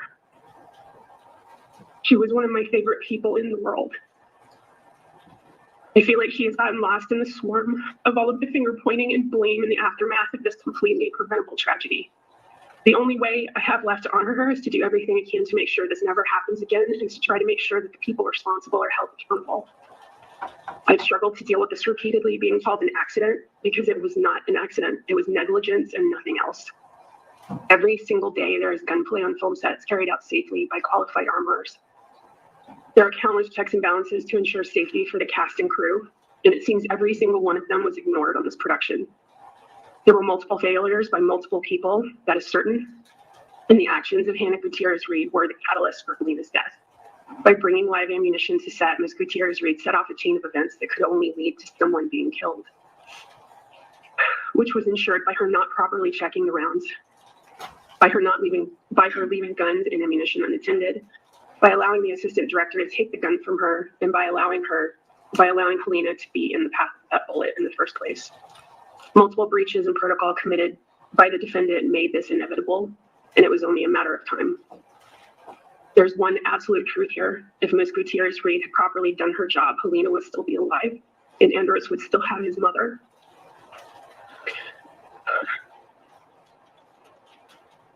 Your Honor, I beg you to impose the maximum sentence.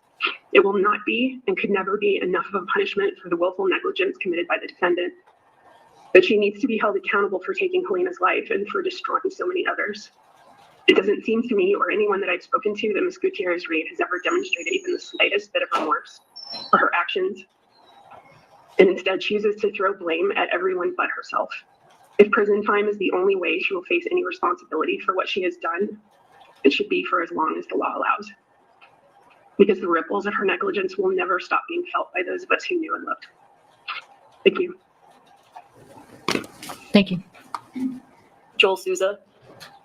The other person was on, that Metz, Stephen Metz. Oh, okay. Then let's go ahead and do Mr. Metz instead of Mr. Souza. We'll hear from Mr. Souza last.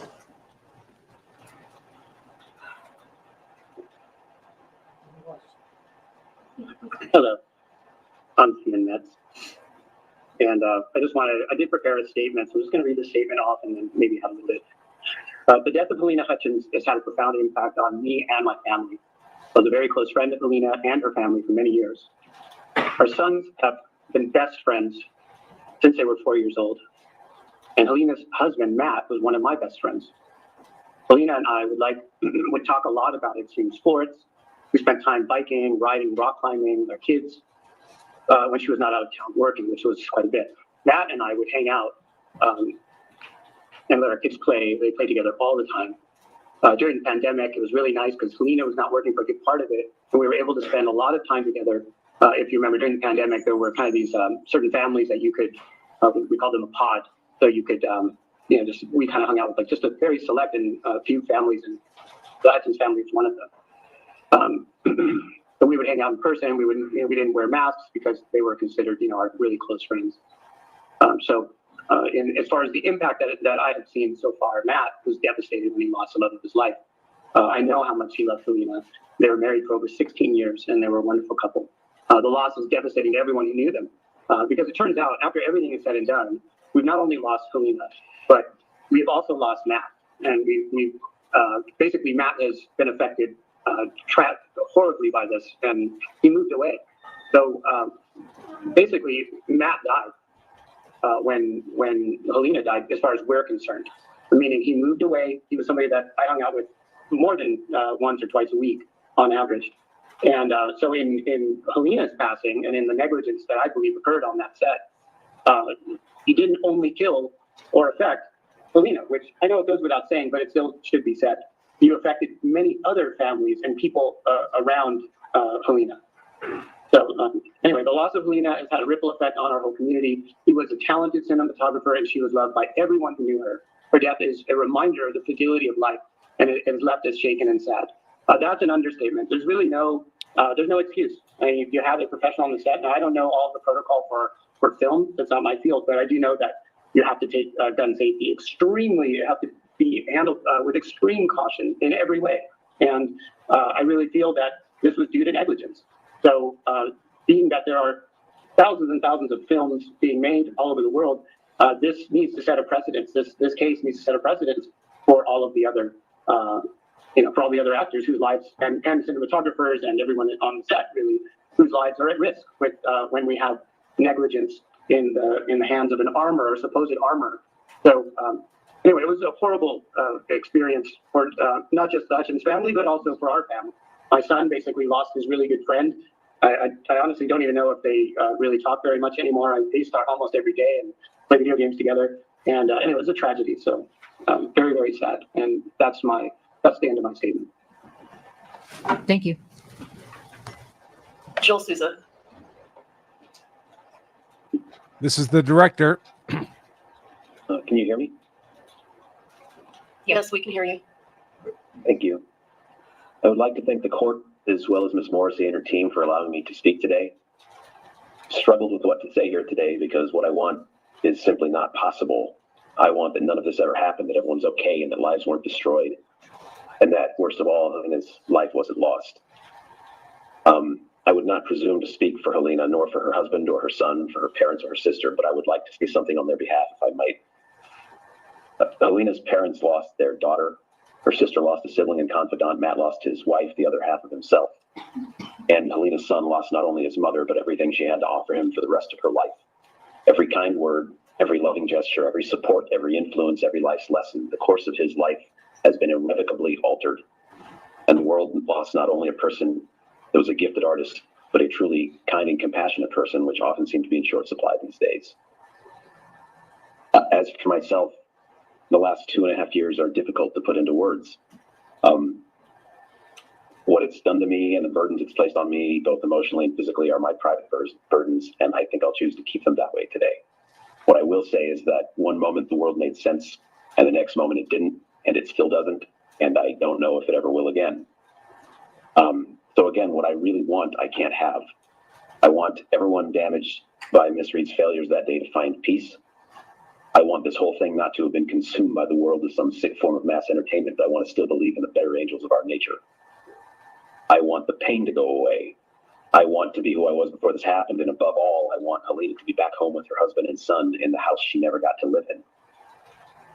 Helena not only had an incredible talent for her art, but she had a talent for life. She was a touchstone for all who knew her, and those of us who were lucky enough to have shared in her fleeting time on this planet are better for it. Thank you. Thank you. We have a brief written statement by one of Helena's friends, Anya Bay, and that will be read by Alexander James.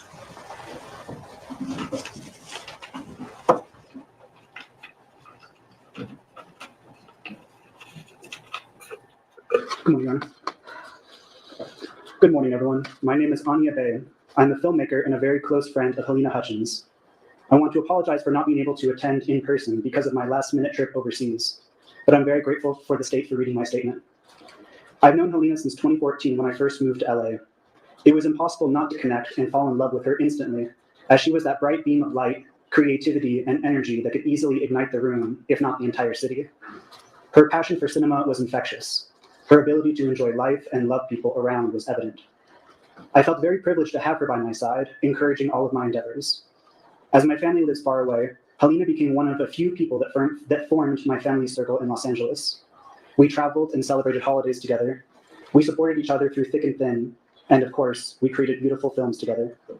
We were working side by side, Helena as a director of photography, and I was a writer/producer. We collaborated on multiple amazing projects, including our very first feature film, which was almost impossible to make. But not for Helena.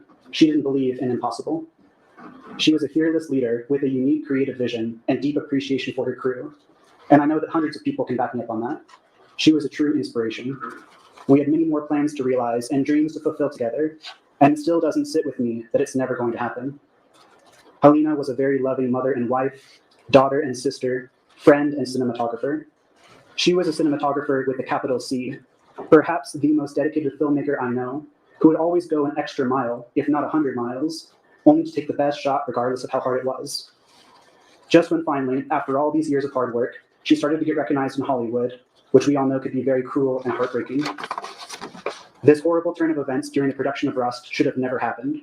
Set safety should never be overlooked, or, as in this case, completely and utterly disregarded, especially when it comes to weapons. I want to end with this. The tragic death of the incredible Helena Hutchins is not just a huge loss for her family, friends, and people that knew and loved her so much. It's a loss for the entire film community. She deserved better. Thank you. Thank you, Your Honor. Thank you.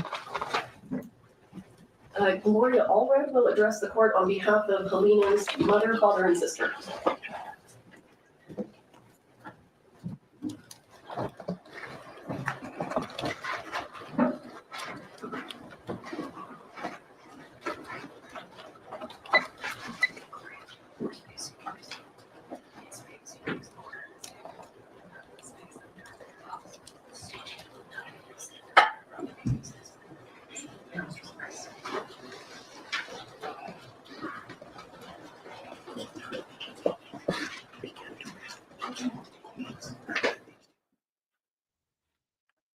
Okay.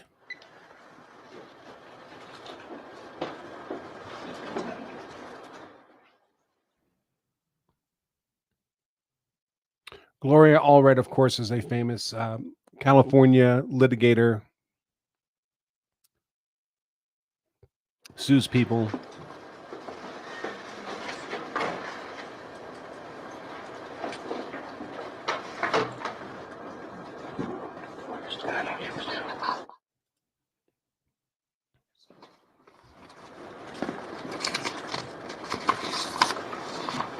Good morning, Your Honor. Attorney Gloria Allred, Rockland Goldberg, and also on behalf of my co-counsel, John Carpenter and Zuckerman, I would like to read a statement by Helena's mother, and then we have a video of her mother, whose name is Olga Solovey, and she will be speaking in Ukrainian and Russian, but we have English subtitles for Olga's statement. After that, I would like to read a very brief statement by the sister of Helena, Svetlana Zemko, who will also speak in Ukrainian and Russian, but we have English subtitles for her video. And finally, I would appreciate the indulgence of the court to read a short statement of Helena's father. We have no video for him due to his health. His name is Anatoly Androsevich. And then I will conclude, I have some photos as well of the parents and sister with Helena. So thank you very much for your courtesy in this matter. This is a statement of Olga Solovey, Helena Hutchins' mother. Good afternoon. My name is Olga, and I am the mother of Helena. It is extremely difficult for me to speak about this. Helena was the best daughter on this earth. I remember how she graduated with the most excellent marks from 2 universities here in Ukraine. Even so, she left for the USA to study and pursue her dreams. She had a beautiful family, her son Andros. She loved him madly and endlessly. All of her friends absolutely adored her. After this tragedy, my life has been split into 2, before and after. Time does not heal. It simply prolongs my pain and suffering. I have hope that the guilty Those that are responsible for the death of my daughter will be punished fairly and sentenced justly. Justice must prevail. And I would like to say also that Olga and Svetlana made these videos despite the fact that where they live in Ukraine, in Kyiv, they are being bombed every single day. This is the video of Olga.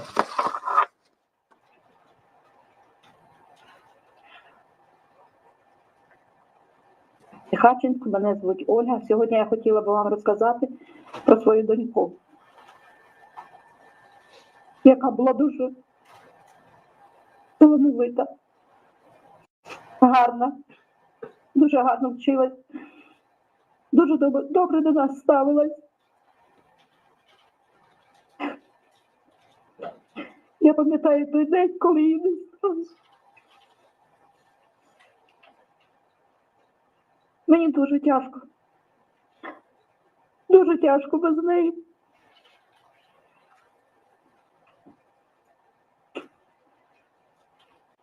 Я не можу. Ой. Так. В університеті. Потім вона родила гарного хлопчика, мого внука, з яким я зараз не маю можливості бачити. Вона була дуже гарною матір'ю, але більше всього вона працювати любила.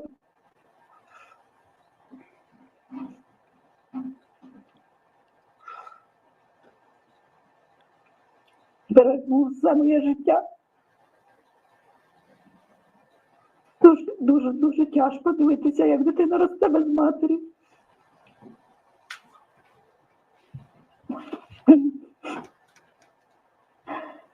Я хотіла б ще сказати, що вона вчилася в школі дуже гарно, невідмінно. Вже закінчила всі вузи, в яких вона навчалася. Я від усіх чула тільки гарні слова. І сьогодні мені не проходиться біль втрати.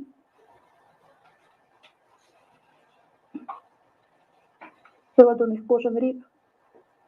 Я бачила, як Андрос підростає, як він на неї дуже схожий. Оля дуже нас всіх любила. Вона завжди говорила: мама, я хочу, щоб ви жили краще. Весь час вона мене прилишала до себе. Вона хотіла, щоб я була поруч. Але оскільки ще Світлана була не зовсім дорослою, я не могла поїхати. Я їй обіцяла, що коли Свята буде замужем, коли в неї буде чоловік, я приїду обов'язково. Але я не встигла. У Галі дуже було багато друзів, які завжди приходили до нас, з якими вона старалась підтримувати контакти. Вона всім дзвонила. Ми з нею дозвонювались кожну неділю. У нас був день, це субота або неділя, ми завжди спілкувалися годинами. Кращого друга, ніж Галя, в мене не було. Могла поділитися зі мною усім. У неї дуже гарна сім'я була. Але цей день перевернув все життя. Мені дуже важко без неї.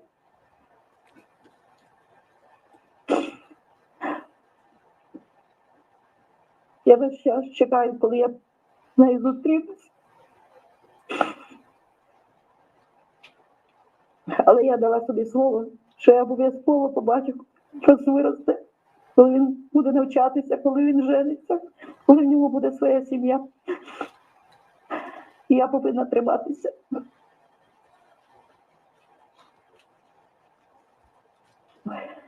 Я не можу. Коли Галя загинула, було 3 години ночі у нас. Я не могла заснути, я до 3 ночі не спала, мені було дуже тривожно. А 3 часа я побачила, що дзвонить мед. Я дуже перелякалася. значить, щось случилось. Бо вночі він ніколи мені не дзвонив. І він не міг довго сказати, що сталося. Він тільки сказав: мама, у нас біда. І хвилин 5 він не міг сказати. Я кажу: так говорив вже, що сталося? Каже: Галі немає. Після того я не пам'ятаю нічого. Я була одна вдома. Я кричала. Я йому ще говорю: може ще не ясно, може ще все буде добре. Але він мені сказав, що її немає.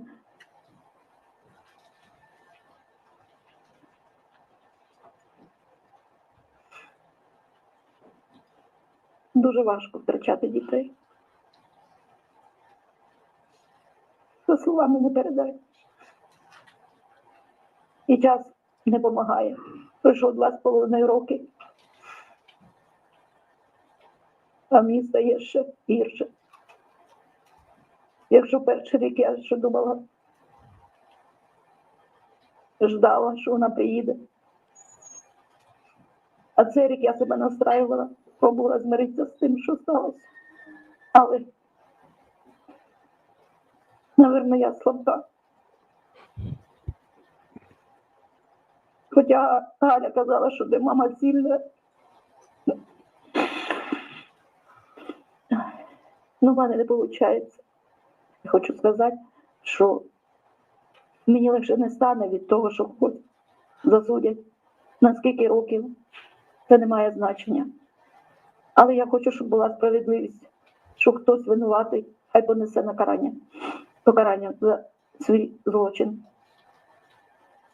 Мені дуже хотілося, щоб до мене хтось підійшов, мені поспівчував, вибачився, подивився просто в очі, мені хотілося подивитися тим людям.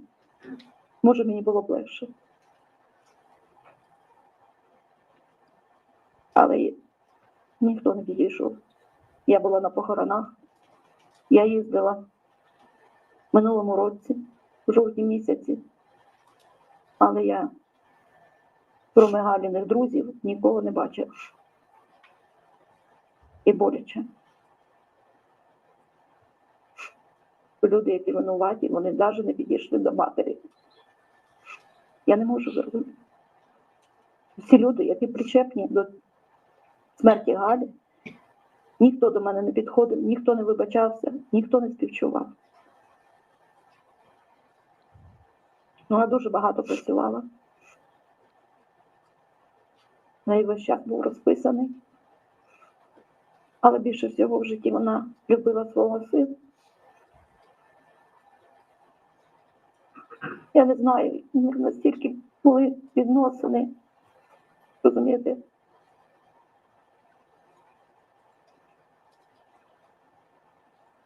Вона просто не могла надихатися їм.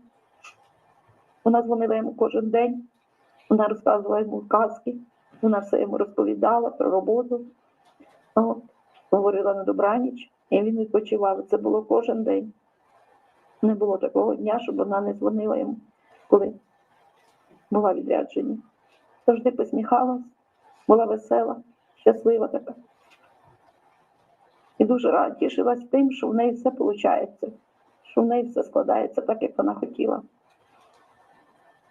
Я думаю, що вона була щаслива. В сімейних відносинах в них все було добре. Вона ще дуже хотіла дівчинку.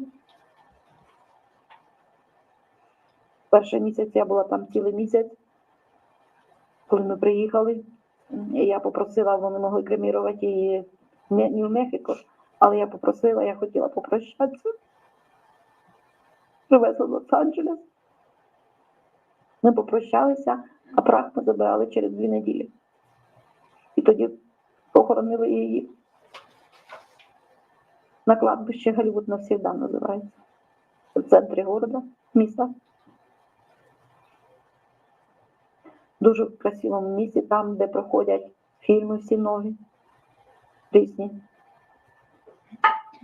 Там велика сцена, там збирається дуже багато людей. І там показують нові фільми, які виходять. І вона рядом з мною похована. Канал красивий, там лебеді плавають. Дуже все гарно.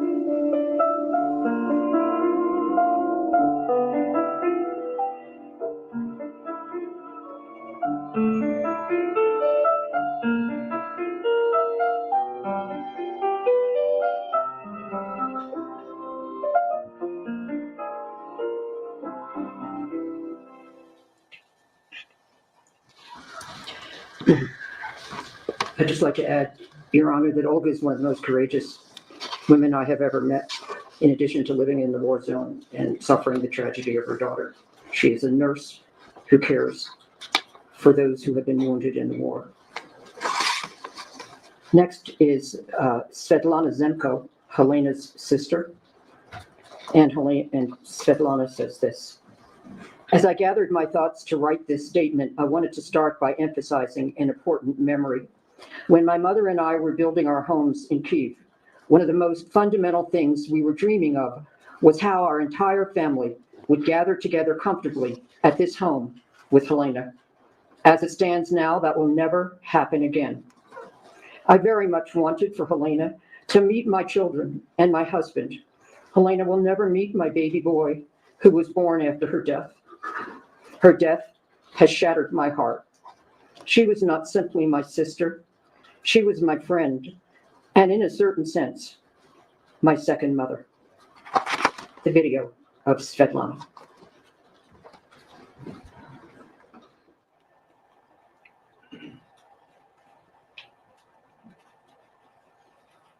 Я молодша сестра, вона старша на 7 років.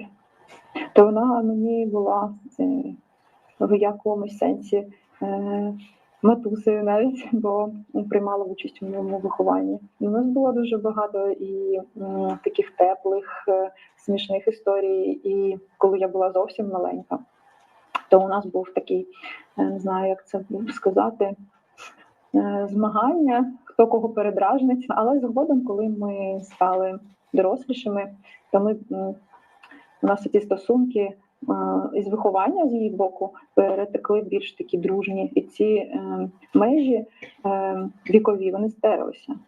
І ми почали там тусуватися разом, десь їздити на шопінг, знайомитися, проводити час по-інакшому. Я тоді так кайфувала, думала, вау, я така доросла. Вона мене брала десь із собою, ми цікаво проводили час. Навіть просто поїхати на прогулянку, вона мені давала свій одяг, у неї був завжди дуже модний одяг, вона мала гарний смак, і для мене було це так тепло, що вона зі мною ділилася, і може цю якість мені таку не жмота, можна так виразитися, це може і від неї трохи пішло, бо вона така ніколи не прижимала, навіть шоколад, коли у нас був, вона ділила все порівно. I wonder if they're going to make this last 18 months. Чи як кажуть, я всім ходила, потякала, кажу, моя сестра у мене найкрутіша. Я ще жартувала, кажу, що у нас я такий ледаща, а сестра працює за 2 із нас. Вона дуже багато працювала, щоб дістатися своєї мети. Дуже багато. Моя сестра була крута. Це був мій друг. Це було моє натхнення в якомусь сенсі, бо коли мені ставало якось зле, я завжди думала, ось у тебе сестра така крута. Їй завжди було пофіг на усі проблеми, вона йшла вперед завжди. Тобто ця цілеспрямованість, вона завжди так надихала.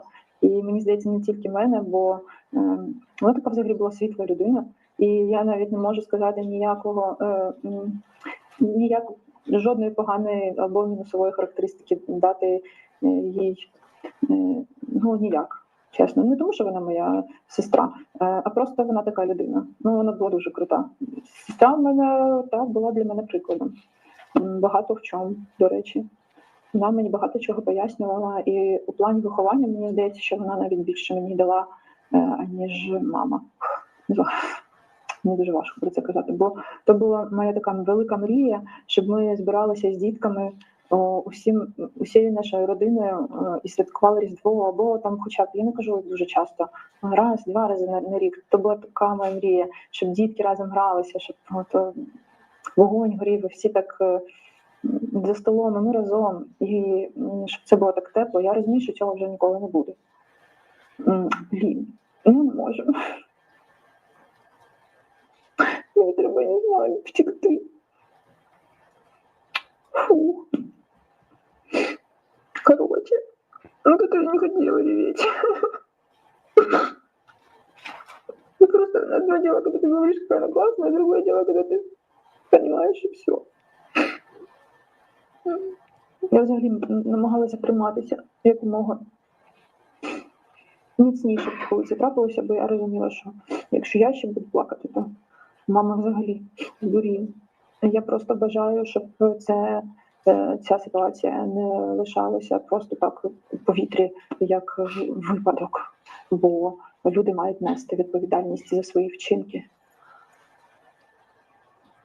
І кожен, хто винен, я вважаю, що винна не тільки одна людина тут, бо ми там не були, звісно, але як будуть докази, як по цій справі, то кожного, кого вдасться притягти до відповідальності, мають нести цю відповідальність.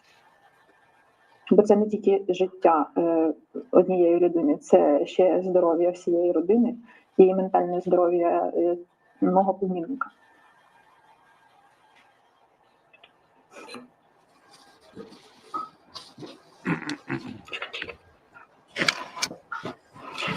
And this is the statement of Anatoly Androsovich, father of Helena Hutchins. The demise of my daughter, Helena, on the 21st of October, 2021, became the tragedy and biggest bitter loss of my life, as well as the lives of my close loved ones. There is no way I can put into words to express the soul-crushing pain and suffering that I live through every day. The constant state of stress, the turmoil of my soul, have drained my physical strength and caused an abrupt decline of my health with continued physical pain in my heart. Every day I remember Helena. I remember the moments of our lives.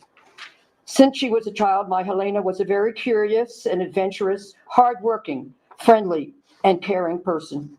At 11 years old, Helena convinced me to show her the nuclear submarine. We walked through each part of the nuclear submarine. As she grew up, it was her dream to make a documentary film about nuclear submarines, with an emphasis on the threat of nuclear weapons for humanity. My Helena had a devoted and loving husband, Matthew, a wonderful son, Andros, and a profession she loved. In the most developed and democratic country, the USA. I could not have ever fathomed that her life would be endangered while she was at work.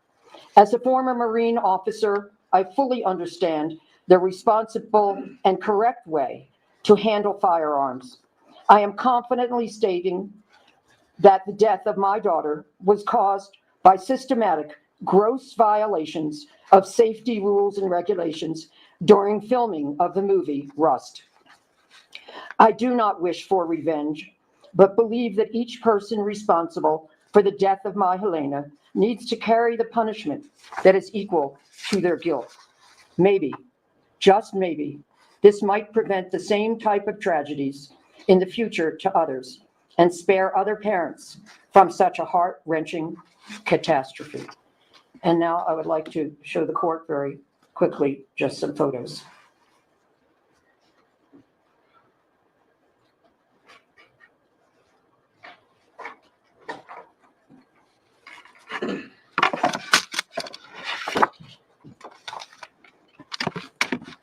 This, Your Honor, is a photo of Olga and Helena and Andros.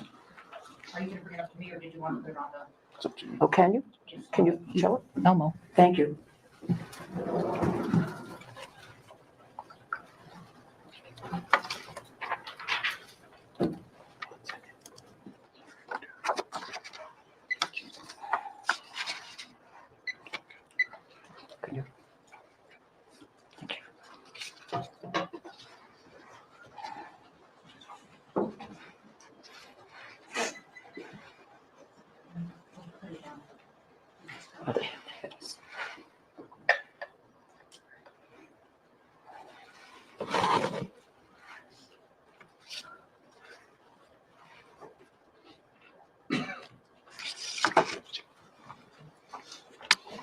Thank you.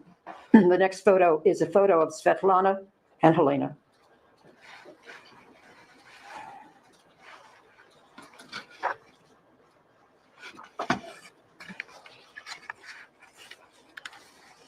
And the last photo, Your Honor, is Anatoly and his grandson, Andros.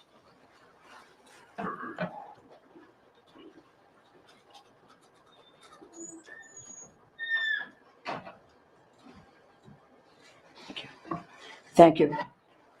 And as was mentioned, this week, April 9th, would have been Helena's 45th birthday.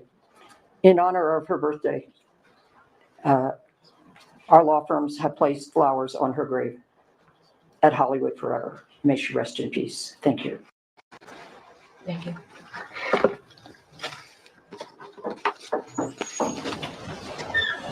Thank you, Clark. Your Honor, we just have a brief 5-minute slideshow, and that will conclude the state's presentation.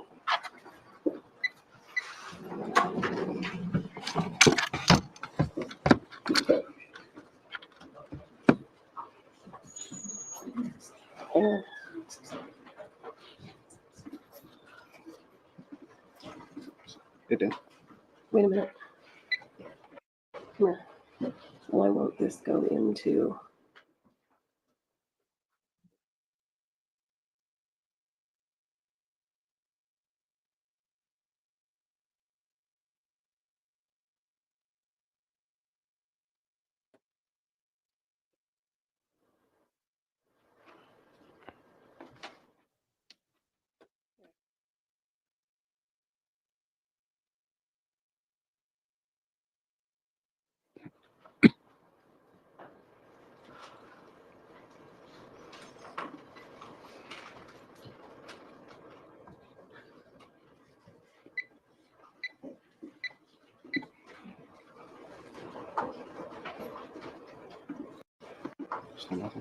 Okay, we're going to have to do this a different way.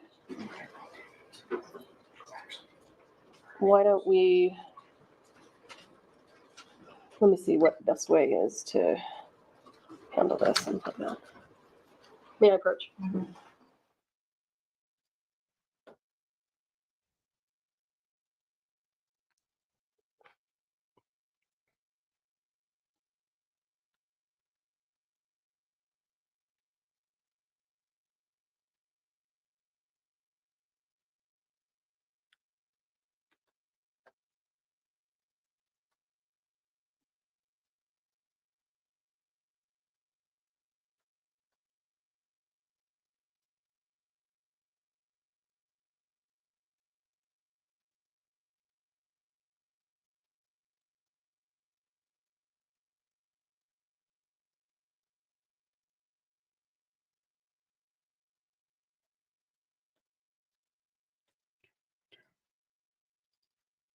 Okay, so what's going on? Some IT issues. There's Jason Bowles, Hannah Gutierrez, bald defense attorney. 1 star, would not recommend. Yeah, I think she just has to take her 18 months. I mean, if the judge denies violent offender status, she could be out in 9 that months. camera, and don't forget when you get your cue, okay? Space bar, we'll start the music. Let's mic it. And then arrow key will take you from slide to slide, okay? Let's see how we've got. So, you good? Yep. All right.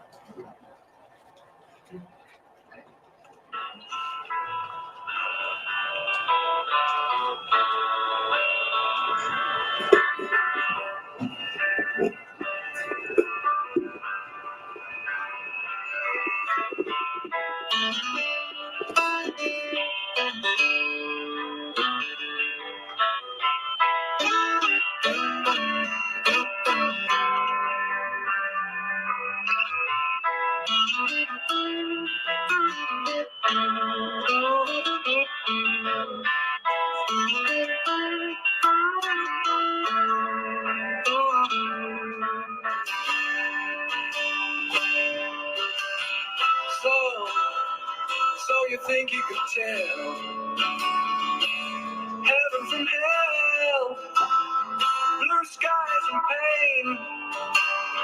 Can you tell a green field from a cold steel rail, a smile from a veil? Do you think you can tell? Did they get you to trade your heroes for ghosts, hot ash for trees, hot air for a cool breeze, cold coat for change? Did you exchange a walk-on part in the wall for a lead role in a cage?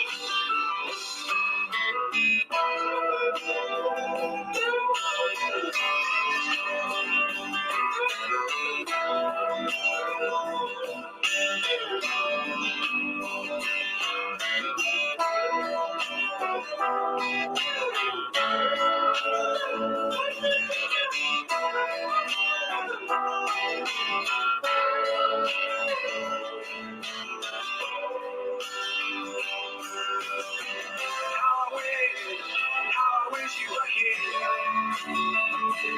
We're just two lost souls swimming in a fishbowl, year after year, running over the same old ground. Have we found the same old fears? Wish you were here.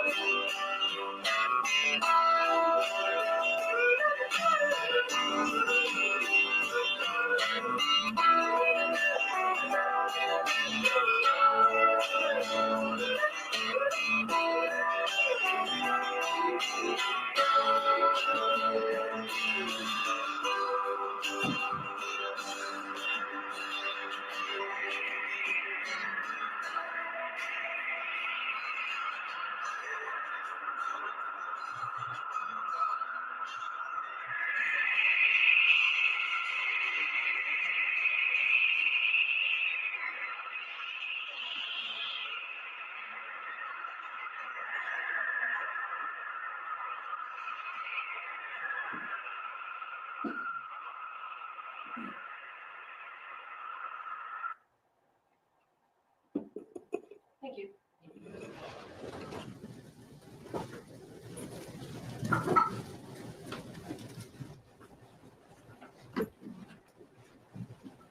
Mr. Bowles? Your Honor, thank you. Your Honor, Ms. Gutierrez Reed has a statement she'd like to tell the court.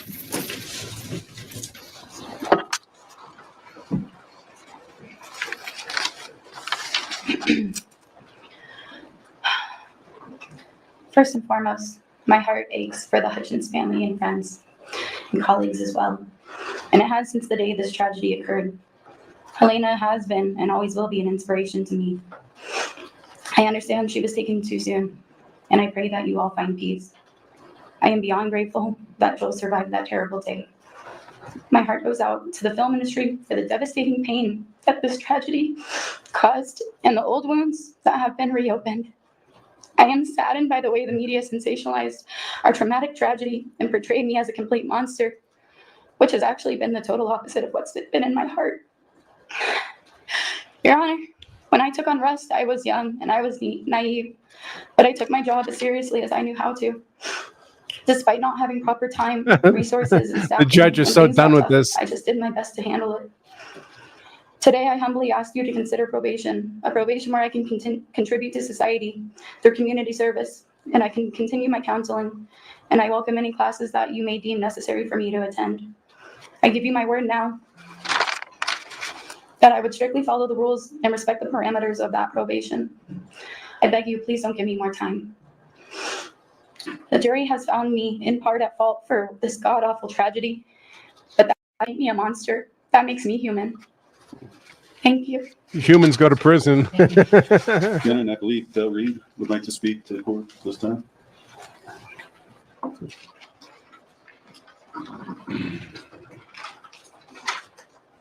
Here he comes, famous Hollywood armorer, Del Reed, her nominal father, not her biological dad. Thank you, Your Honor. Great statement. It's a horrible tragedy for that wonderful lady to lose her life. Also be a tragedy to put my daughter hand in the penitentiary for that. It's alleged she introduced live ammunition on the set. That's not true. Why would she?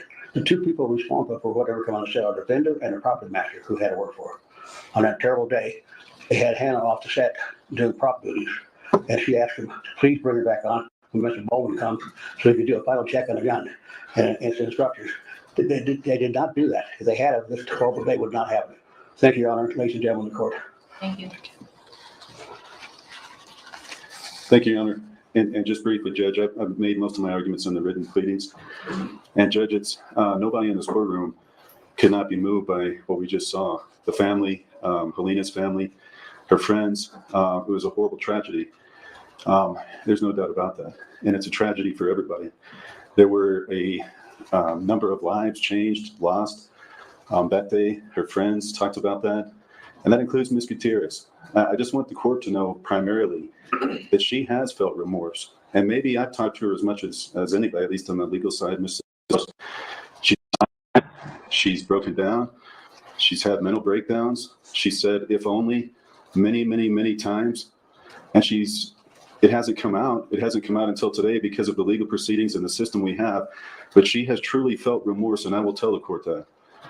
As an officer of the court, that she has indicated that to me. This court has seen jail calls she's made. I would submit to this court that you could probably survey 100 people after something like this happens, including everybody that participated in the trial, scrutinize all of our calls, and pick out something bad that one of us said. Because, Your Honor, none of us are what we are on our best day, nor are we what we are on our worst day. And as Ms. Gutierrez Those calls said, must be she's so human. damaging. She's flawed, just like everybody else in this courtroom. We, this court, would consider fairness in respect that this was a cascade of tragedy. As some of the speakers indicated, there were multiple system failures by multiple people. Some of those people have come before the court, as this court knows, and received 6-month misdemeanor probation. Some have not been punished. Some have yet to come before the court. At least one individual is going to be tried in July. And so I know this court has the responsibility to weigh all of that and to determine what is commensurate and fair, as one speaker said, for Ms. Gutierrez. And what does that mean in the scope of things, and what has come before this court? And I'm asking the court to consider that. And also what probation might do for her in terms of rehabilitation, which is another goal of our system here. Anything else? No, Your Honor. All right, so I've made some notes along the way. So if I refer to the notes and I'm not looking at tables, it's Here we because of go. the meeting. First of all, thank you for your presentations. Thank the friends and family of Helena for presenting their memories and their losses of Helena. There are really 3 choices for sentencing before me. What the defense wants is a conditional discharge. This means straight probation, unless Ms. Gutierrez comes back on a probation violation. She won't have a felony conviction on her record, so she can continue to possess firearms. Again, unless she comes back on a probation violation and receives the imposition of the probated sentence. The second one has not been offered by counsel, but I've certainly thought of it, and it's to continue her in the Santa Fe County Detention Center. That would be for 12 months. That's all she's allowed to stay at the detention center. And then put her on probation for the rest of the time. She's facing 18 months. She's got pre-sentence confinement for about a month or so. In this scenario, she won't experience prison. She will be a convicted felon. She cannot carry a firearm under federal law and for a specific time under New Mexico law. And then there's prison. And the state has proposed at 85% of the time sentenced to incarceration based on the serious violent offense statute.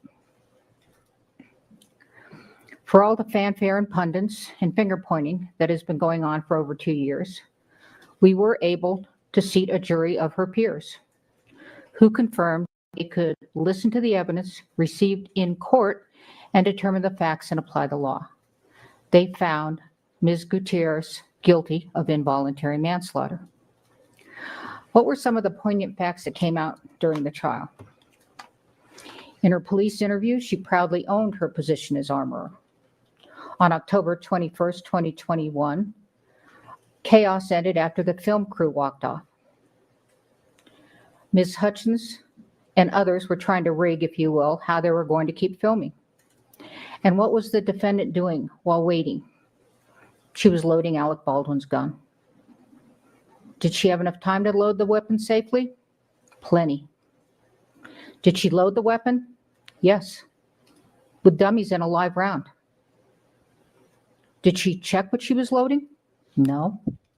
Why? Well, in her own words, most recently in her jail calls, she didn't need to be shaking the dummies all the time.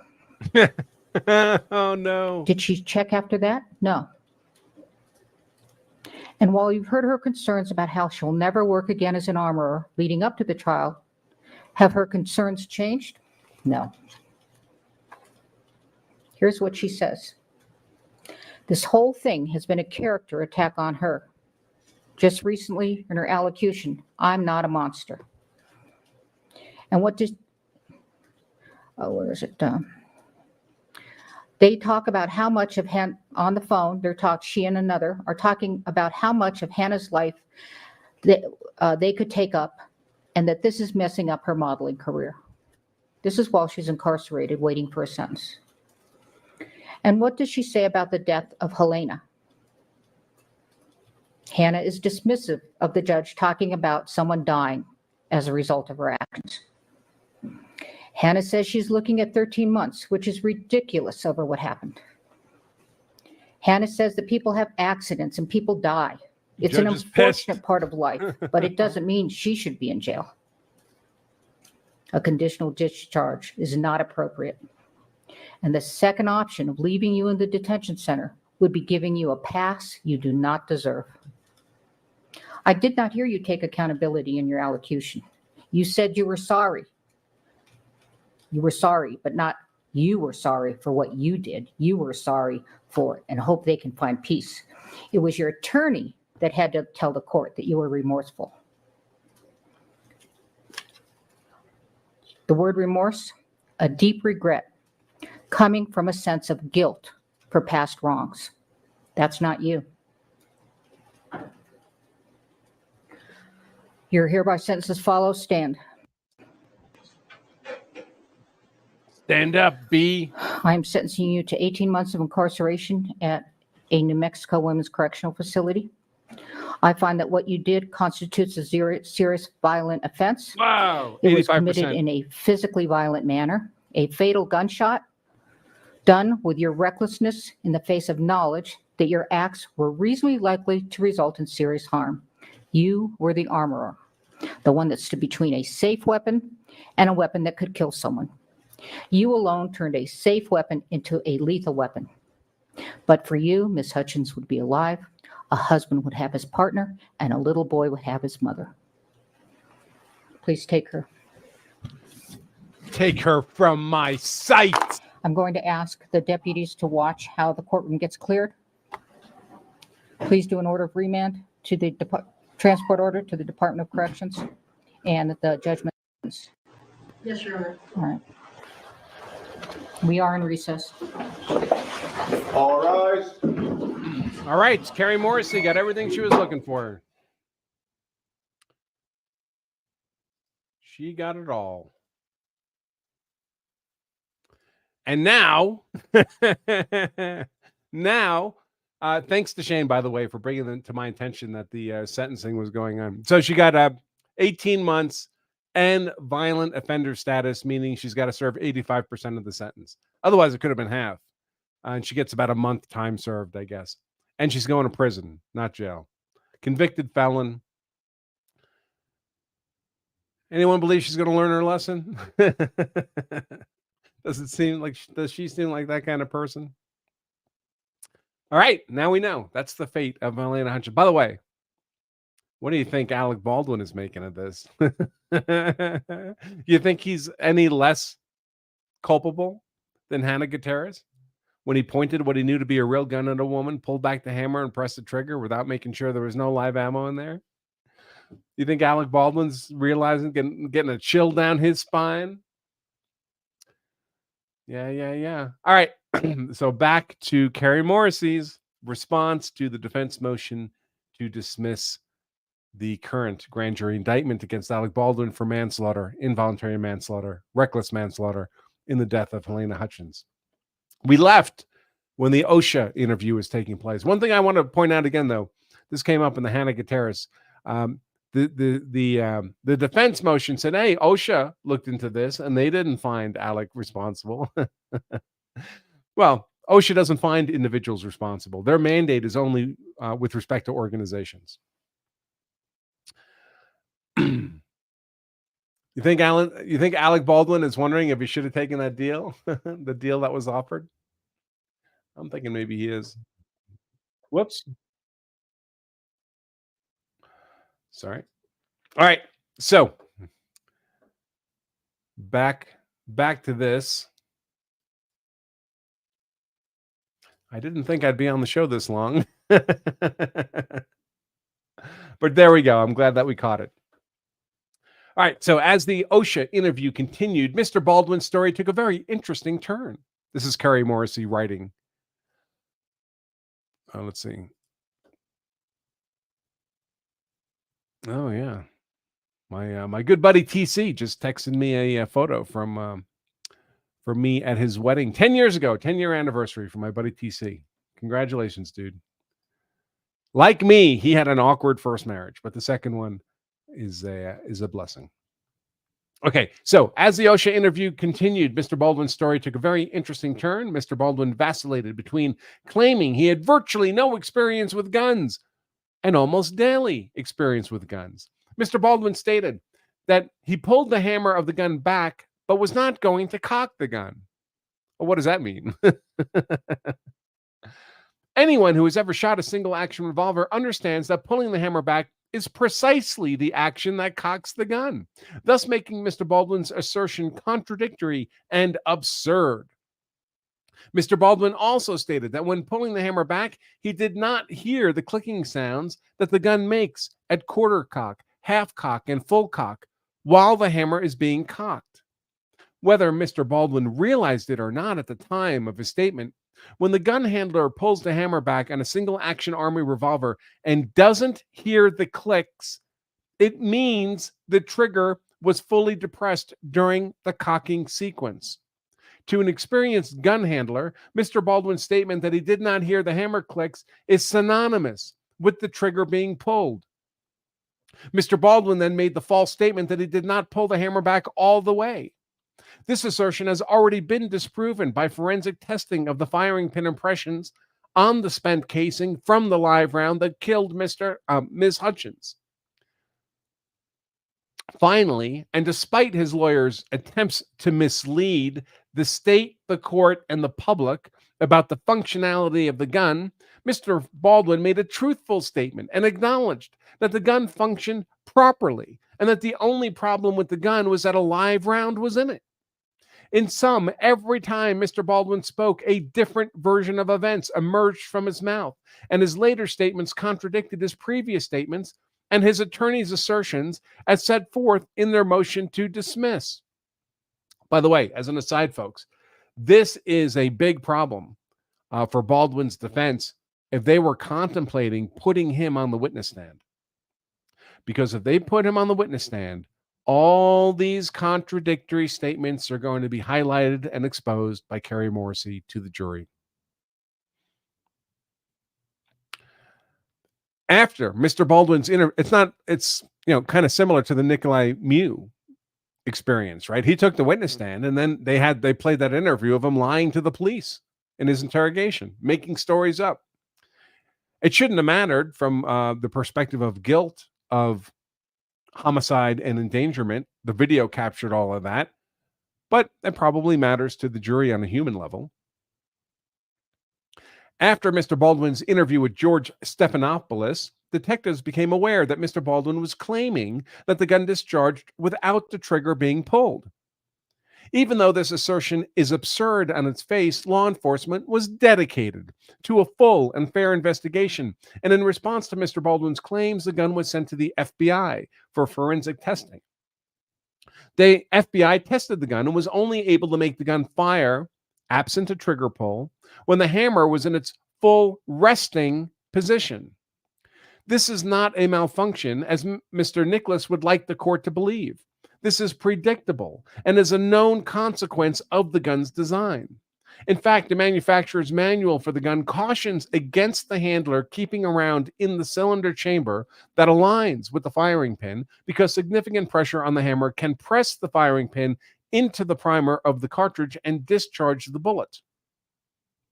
The FBI hit the hammer of the gun with a rawhide mallet on numerous occasions when the hammer was in the quarter, half, and full cock positions in an attempt to test Mr. Baldwin's assertion, and ultimately and unsuccessfully tried so hard and so often to make the gun fire absent a pull of the trigger that the gun finally broke. The gun was not destroyed, as Mr. Nikas, one of Alec's Manhattan lawyers, claimed, but a small number of the internal mechanisms that engage when the gun is in the full cock position were damaged. And one such mechanism was the full cock notch on the gun's hammer and the trigger sear. After an investigation by the Santa Fe County Sheriff's Department that took approximately 1 year, the case file was turned over to the First Judicial District Attorney's Office for review for possible criminal charges. And in January 2023, charges were filed against Mr. Baldwin, Ms. Gutierrez, and Mr. Halls. Mr. Halls quickly accepted responsibility and entered a plea to a misdemeanor. 6 months unsupervised release. Pretty good deal. Otherwise, he'd be on trial like Baldwin's and Gutierrez. Shortly after the charges against Mr. Baldwin were filed, his attacks and retaliation against the prosecutors for daring to hold him responsible began. This shouldn't have come as a surprise to undersigned counsel, Kari means herself, given Mr. Baldwin's history of attacking anyone who tries to hold him accountable for his bad acts. A more complete recitation of Mr. Baldwin's history of attacks and deflection with the aid of his counsel, Mr. Nikas, is set forth on pages 16, 17, and 19 of State's attached Exhibit D. Take a look, Your Honor.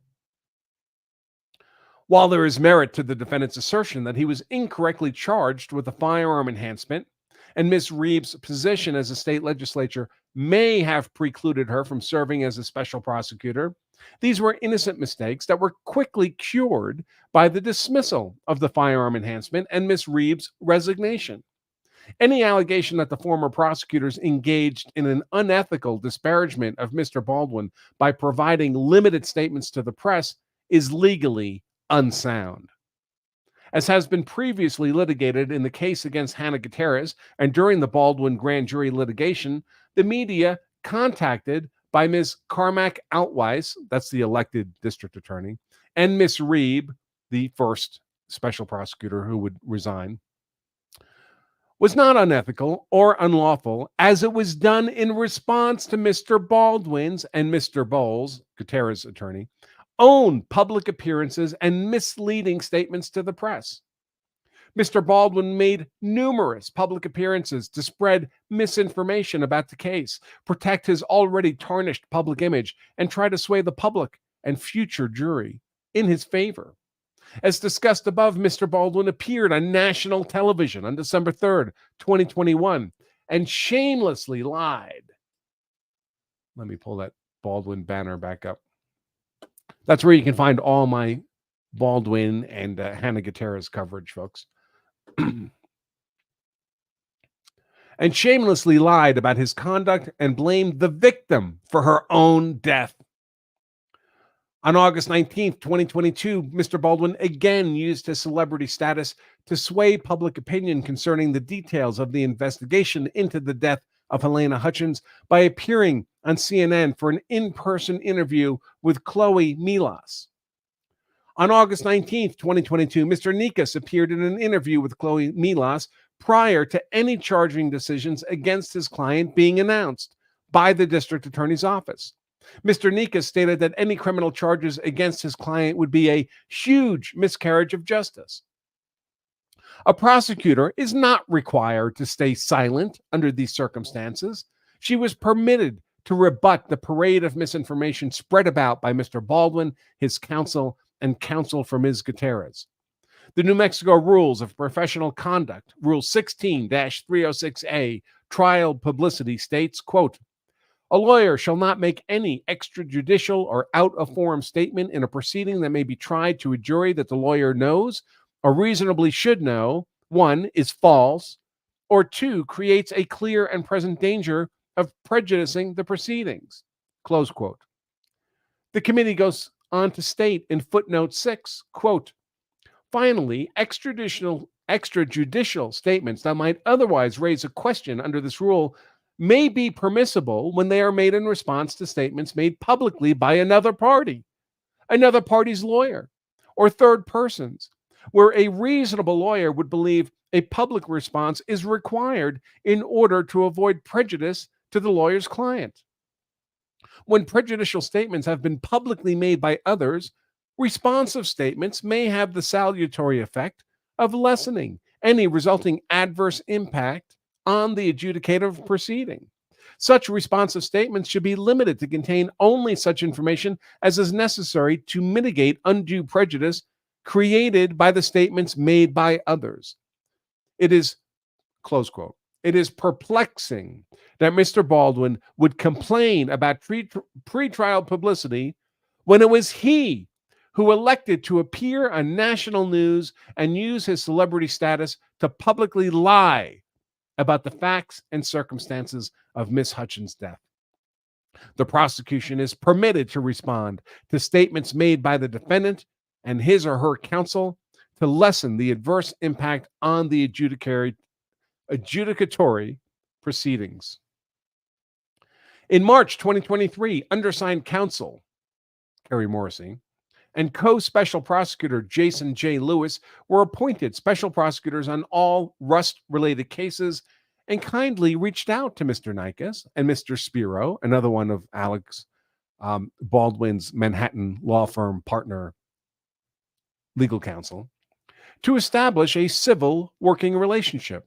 After some brief introductory meetings, Mr. Nikas requested that defense counsel and counsel for the state meet in person to fully discuss the case against Mr. Baldwin, and undersigned counsel herself, Kari Morrissey, graciously and naively agreed. On April 12, 2023, Mr. Nikas and his associate, Sarah Clark, flew to Santa Fe and met with the special prosecutors to discuss the case against Mr. Baldwin. During this 4-hour meeting, Mr. Nikas displayed a PowerPoint presentation that outlined his arguments against the prosecution of his client. During this meeting, Mr. Nikas stated that if the case proceeded, he may call a variety of A-list actors to testify on Mr. Baldwin's behalf, and specifically referenced Harrison Ford and Helen Mirren. Mr. Nikas went further and stated that if the case were to proceed, he would call Mr. Baldwin's supporting actor on Rust, Jensen Ackles, as a witness for the defense.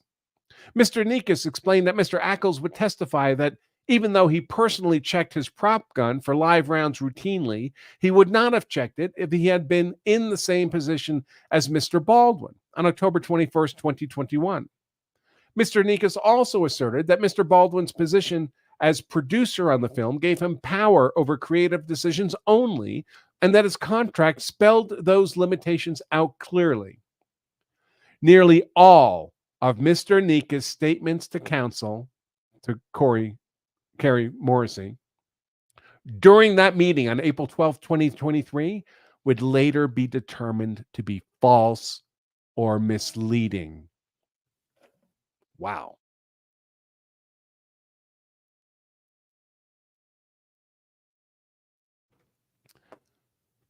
Continuing. The deadline for the defendant to list witnesses under Rule 5502 was March 1st, 2024. And not surprisingly, he has failed to list Mr. Ford, Mr. Mirren, or Mr. Ackles. In fact, undersigned counsel recently contacted Mr. Ackles and was notified that no one from Mr. Baldwin's defense team had ever reached out to him and requested he testify on Mr. Baldwin's behalf.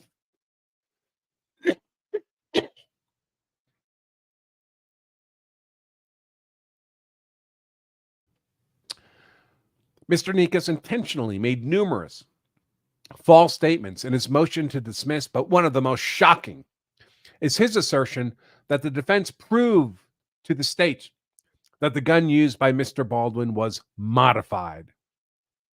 On April 18th, 2023, Mr. Nikas emailed undersigned counsel 3 photos of revolver parts.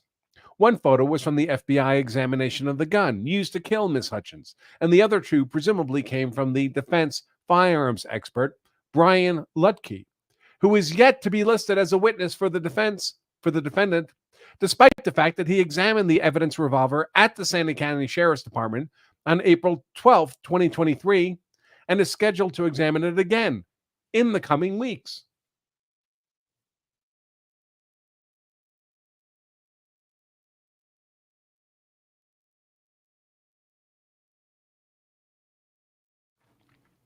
Why do you think that the defense firearms expert who examined the pistol has passed the deadline for being listed as a witness for the defense and is not listed as a witness for the defense? Do you think it's because he doesn't have good things to say? Not good things for the defense about the pistol? Mr. Nikas used these photos to convince undersigned counsel, Kari Morrissey, that the hammer of the revolver may have been modified because it appeared to be visibly different than similar exemplar hammers.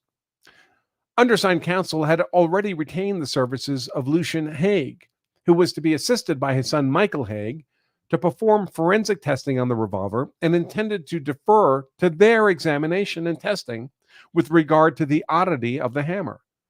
The Haigs are recognized nationally and internationally for their expertise as forensic scientists in the areas of ballistics generally, shooting reconstruction, and firearms examination.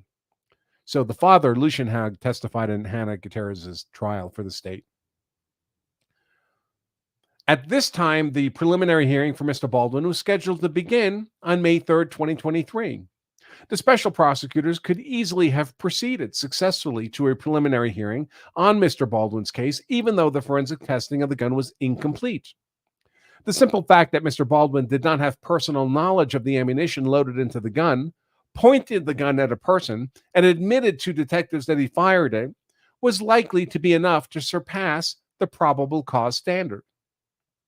However, Mr. Nikas contacted undersigned counsel, Kari Morrissey, and specifically requested that she consider dismissing the case against Mr. Baldwin without prejudice while the forensic testing took place to ensure that Mr. Baldwin did not have to bear the expense of paying his numerous elite attorneys to defend him at the preliminary hearing, only to later have the case dismissed if the forensic testing indicated that the hammer of the gun had in fact been modified.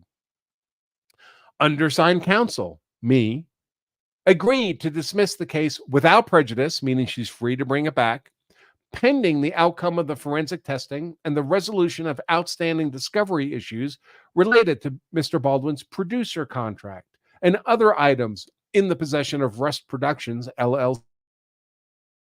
Mr. Nikas asserted in his motion to dismiss the grand jury indictment that Mr. Baldwin was somehow shocked and surprised by the refiling of the charges against him.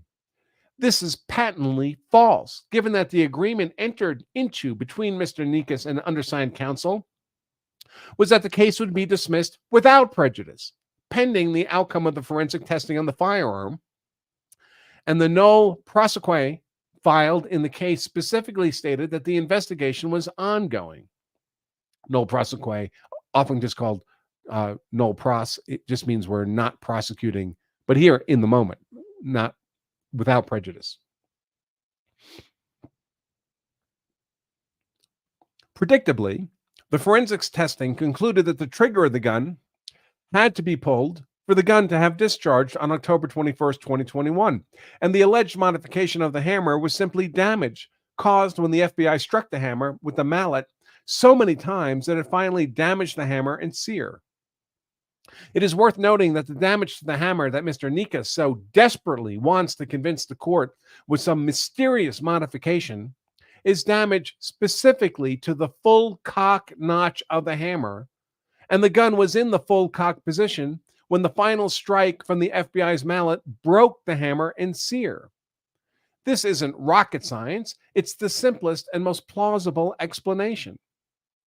It is worth noting that the further testing of the gun in August 2023 revealed that even when the damaged hammer was inserted back into the gun and the trigger was replaced, the gun would not remain in the full cock position, and the trigger still had to be pulled to drop the hammer after it was caught at the half cock and quarter cock positions.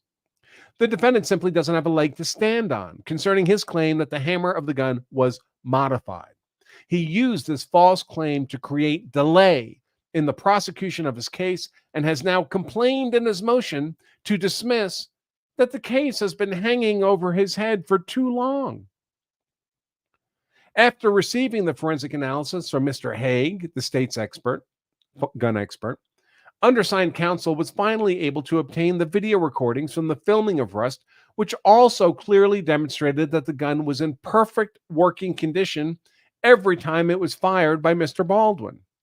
The videos also confirmed the witness statements regarding Mr. Baldwin's bullyish behavior on set, and that Mr. Baldwin's producer contract was completely devoid of the limitations promised by Mr. Nikas in the April 12, 2023 meeting. It was now October 2023, and the case was finally ready to be refiled. As disclosed in Defendant's Exhibit 4 to his motion to dismiss, and previously to NBC News, counsel for the state gave Mr. Baldwin the option of accepting a very favorable plea agreement rather than have the case proceed to grand jury for a possible indictment. Counsel extended this plea offer reluctantly, but did so with the intention of ensuring that similarly situated defendants do not receive disparate treatment.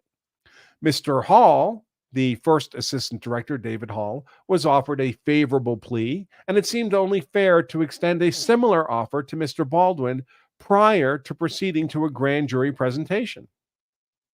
Prosecutors are certainly not bound by the philosophical notion that all similarly situated criminal defendants must be treated similarly, but undersigned counsel, Kari Morrissey, is not a career prosecutor.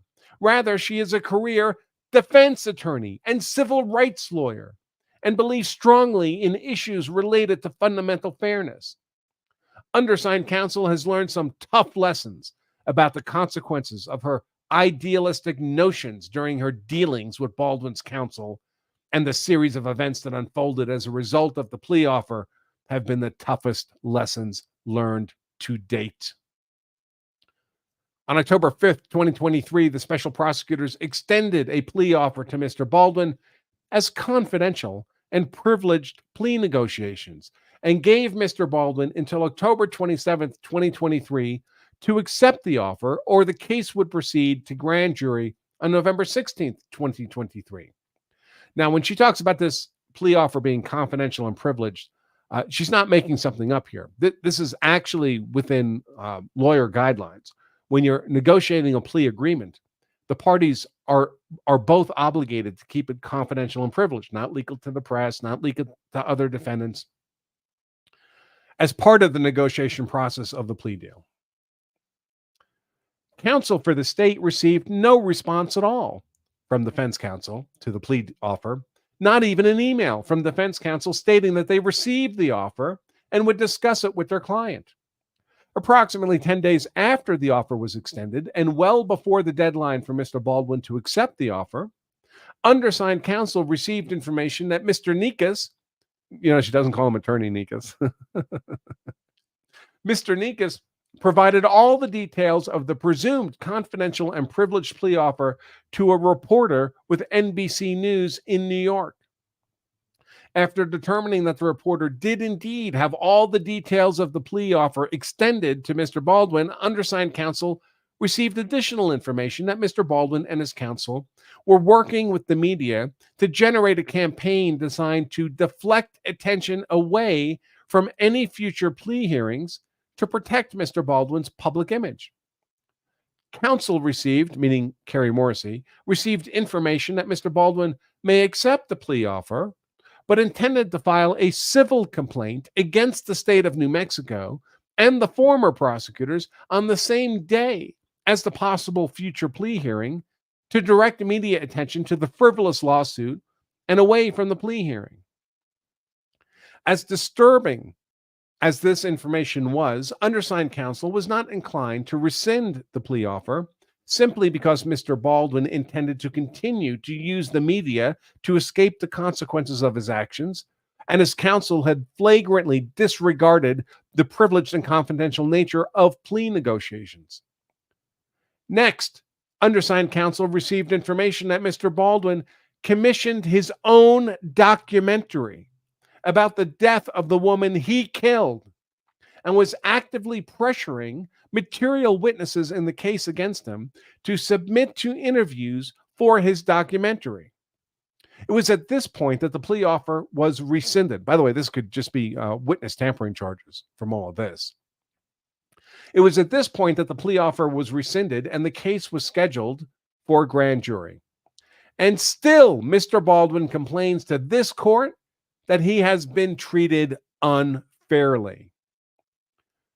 It is worth noting that the plea offer was rescinded, that after the plea offer was rescinded, the NBC News reporter again contacted undersigned counsel and warned her that she, the reporter, spoke to Mr. Nikas about the retraction of the plea, and Mr. Nikas exclaimed that he was, quote, going to destroy, close quote, undersigned counsel.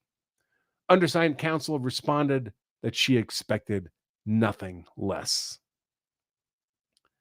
In response to Mr. Baldwin's assertion, because this is a big screw up by Nikas, right? So Alec Baldwin had a plea offer on the table, would have been a misdemeanor, 6 months, unsupervised release like David Hall got. And Mr. Nikas compelled the state to withdraw the plea offer, meaning Alec Baldwin's going to felony trial because they pushed too hard. Bad negotiation from a big-time Manhattan civil lawyer. Continuing. In response to Mr. Baldwin's assertions that state's counsel engaged in inappropriate contact with the media and somehow disadvantaged him by removing the language related to the 48-hour deadline from his target notice, undersigned counsel incorporates herein all arguments set forth in state's attached Exhibit E. State's counsel further asserts that had she not removed the language related to the 48-hour deadline from the target notice and then proceeded to request a modification of the deadline as permitted by Rule 5-302.2d, the defendant would have complained that he was mistreated by being provided a 48-hour deadline and then having the state motion the court to modify the deadline. Mr. Baldwin wasn't disadvantaged. He wasn't treated unfairly. And the state never requested that his time to respond be shortened to anything less than what the rule contemplated. The reasons for requesting a modification of the deadline were to ensure that the court would have ample time to address the legal issues raised by the defendant's anticipated alert letter, and the state could timely accommodate the travel arrangements for the out-of-state witnesses scheduled to appear before the grand jury without disruption. In the end, state's counsel was right. There was not ample time for the court to address the defendant's arguments, and the court vacated the grand jury presentation scheduled for November 16, 2023, thus demonstrating that the state's request for a scheduling order was not at all frivolous. In his motion to dismiss, Mr. Baldwin complained about counsel's contact with an NBC reporter on November 15, 2023. In truth, the sole reason undersigned counsel had any contact with the reporter is because Mr. Baldwin's counsel released to NBC News all videos from the filming of Rust that they requested be provided to the grand jury as exhibits in their grand jury alert letter. Defense counsel released the videos to NBC the night before the grand jury was scheduled to convene and modified the videos to show their client in more favorable light. Undersigned counsel did not provide the January 2023 grand jury date to anyone other than the witnesses being called before the grand jury and instructed those witnesses not to disclose it to anyone else. Undersigned counsel did not yell at the reporter from NBC News, nor did she threaten her with a subpoena. Undersigned counsel explained her contact with the NBC News reporter in detail during the grand jury litigation and has attached those pleadings for the court's review and consideration. Undersigned counsel incorporates all statements and arguments in this regard made during grand jury litigation included in State's attached Exhibit E. The meat of Mr. Nikas' arguments related to the presentation of the charges to the grand jury demonstrate a fundamental ignorance on the part of Mr. Nikas, big-time Manhattan lawyer, with regard to the law as it relates to grand jury proceedings in the state of New Mexico. First, the presenting prosecutor is not required to notify the grand jurors of their ability to subpoena witnesses or documents. That is the purview of the court. The grand jurors don't walk off the street and sit down in the grand jury room with no information about their powers. The grand jurors go through a formal orientation where they are verbally notified of their ability to subpoena witnesses and evidence, and they are provided with a written packet that instructs them on their powers. The written instructions provided to the grand jury by the court clearly state, quote, "The presiding judge of the grand jury will guide you to assure that your actions are within the authority conferred upon you by law. Any grand jury may at any time, with propriety, seek advice and guidance from him or her, the grand jury judge, as to the scope and propriety of the grand jury's actions and investigations. The grand jury has the power to order the attendance of witnesses and to cause the production of public and private records or other evidence relative and relevant to its investigations. It has the authority of this court to subpoena witnesses and to obtain execution of subpoenas." Close quote. Mr. Nikas is correct. The court ultimately ordered the state to make nearly all of the defendant's requested evidence and witnesses available to the grand jury by way of an alert letter, and the state did exactly as instructed, and Mr. Baldwin was subsequently indicted. The state went beyond what is required of prosecutors presenting alert letters to the grand jury. Not only did the state read every word of Mr. Baldwin's alert letter to the grand jury, so the alert letter is just a letter by the defense alerting the grand jury to purported exculpatory and favorable evidence.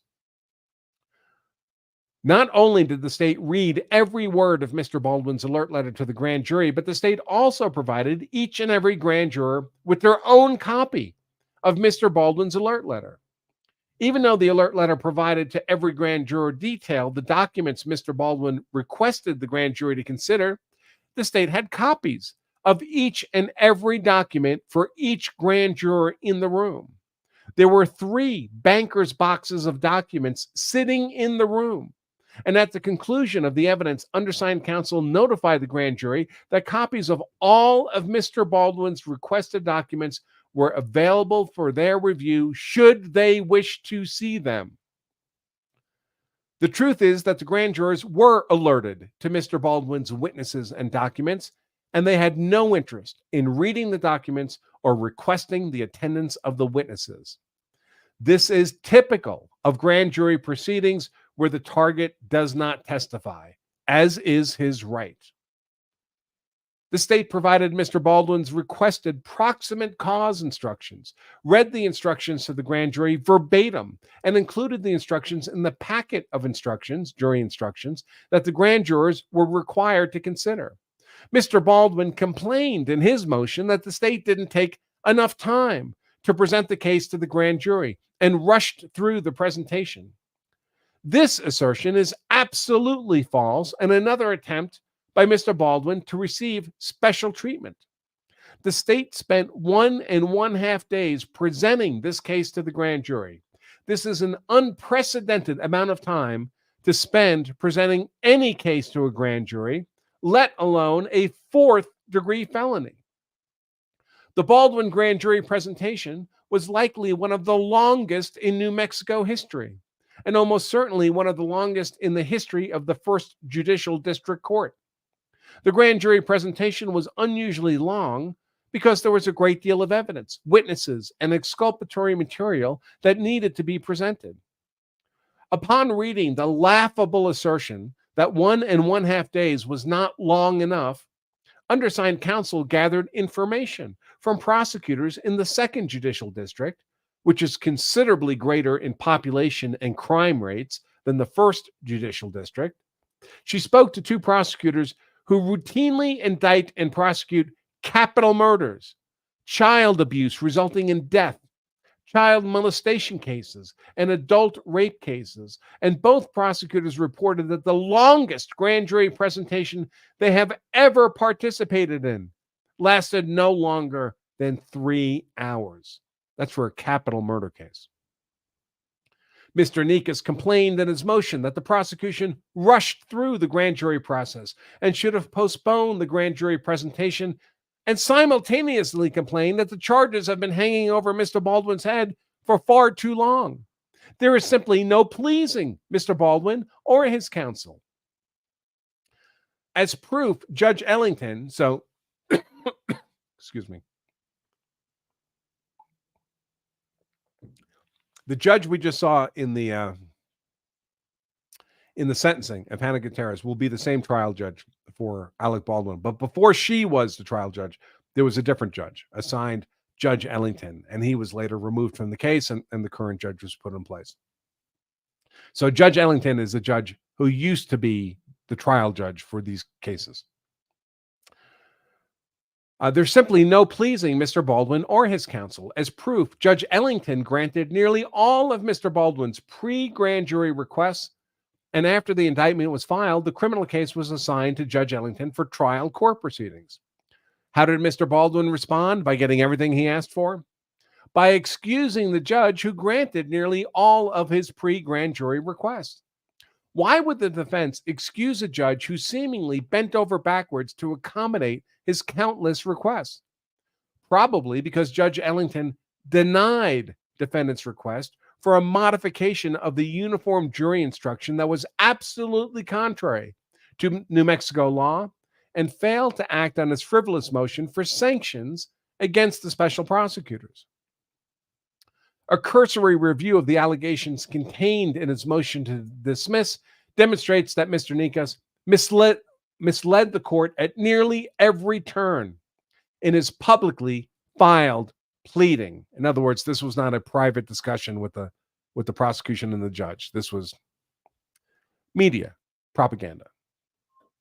On page 21 of his motion, he stated, quote, state firearms expert Haig omitted several essential facts regarding that testing, referring to the forensic testing of the gun, including that the FBI testing established that the gun did fire without a trigger pull when the firearm was fully loaded with 6 rounds, as it was on the day of the incident. Close quote. False. On the day of the incident, the gun was fired from the full cock position. During FBI testing, the gun only fired without a trigger pull when the hammer was in the resting position, as it is designed to do if a cartridge is loaded into the chamber of the cylinder that aligns with the firing pin. Also on page 21, quote, Haig admitted that the hammer of the firearm that fired the fatal round was rounded, which would make it easier to fire, close quote. False. There is simply no evidence that the hammer was in anything other than perfect condition at the time the gun fired the fatal round into Miss Hutchins' body. And if Mr. Nikas doesn't believe Mr. Haig or the counsel for the state, then perhaps he is willing to believe his own client, who told OSHA investigators that there was nothing wrong with the gun. The only problem was that it had a live round in it. On page 25, Mr. Nikas argued that Mr. Carpenter, the state's movie set armorer expert witness, quote, told the grand jury that the safety bulletins issued by the Screen Actors Guild placed responsibility for firearm safety on the actor,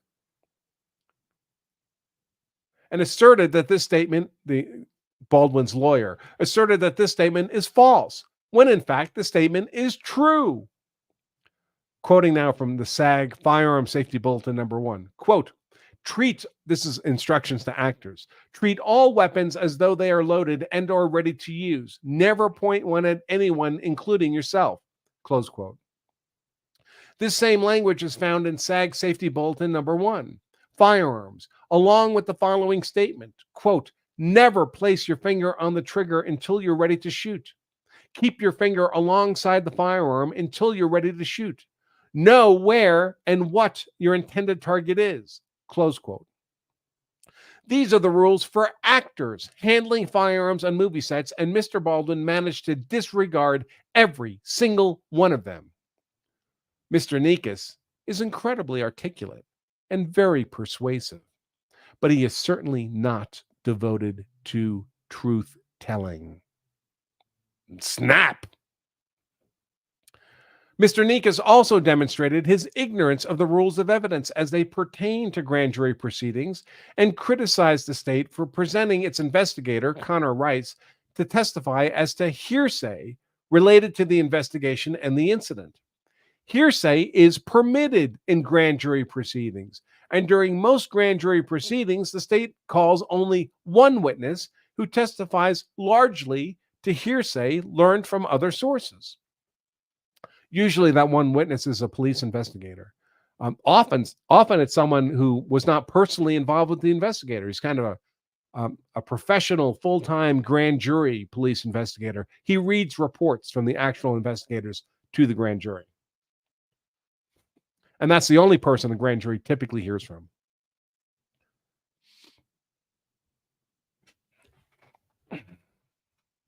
Mr. Nikas accused the state of redirecting the grand jury's inquiries to the witnesses in an attempt to disadvantage Mr. Baldwin, when in fact the state deferred the grand jurors' questions on a couple of occasions because the grand jurors were asking questions of witnesses who were not qualified to answer them.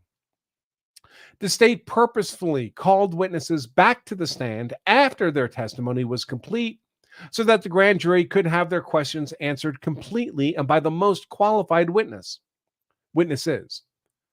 For example, on page 30 of his motion to dismiss, Mr. Nikas pointed out that when a grand juror asked Detective Hancock a detailed question about the protocols for gun safety on movie sets, the state asked the expert movie set armorer, carpenter, to address the question rather than the law enforcement officer who has never worked a day on a film set. This conduct was appropriate and designed to ensure that the grand jury received the most reliable information available to them. Mr. Nikas argued that the grand jury never heard from Joel Souza, the director, Ryan Smith, a financial producer, Dave Halls, the first assistant director, who took the plea deal, or Sarah Zachary, the props master, as a result of undersigned's counsel's diversions. In fact, the grand jury did not hear from those witnesses because they chose not to order the state to produce them after being alerted to every word of Baldwin's alert letter and being fully aware of their powers to compel witness testimony. It is worth noting that only one of the witnesses has been disclosed by the defendant in accordance with New Mexico revised, I'm not sure what NMRA is, 5-52. This would be the rule. Oh, New Mexico rules annotated. That's what that means. This would be the rule that sets the deadline for notifying opposing counsel of your witness list. So in their motion to dismiss, the defense is saying, hey, you never called Joel Souza, Ryan Smith, David Halls, or Sarah Zachary for the grand jury. And in their own witness list for trial, 3 of those 4 people are not listed by the defense. So how important can they be? Continuing.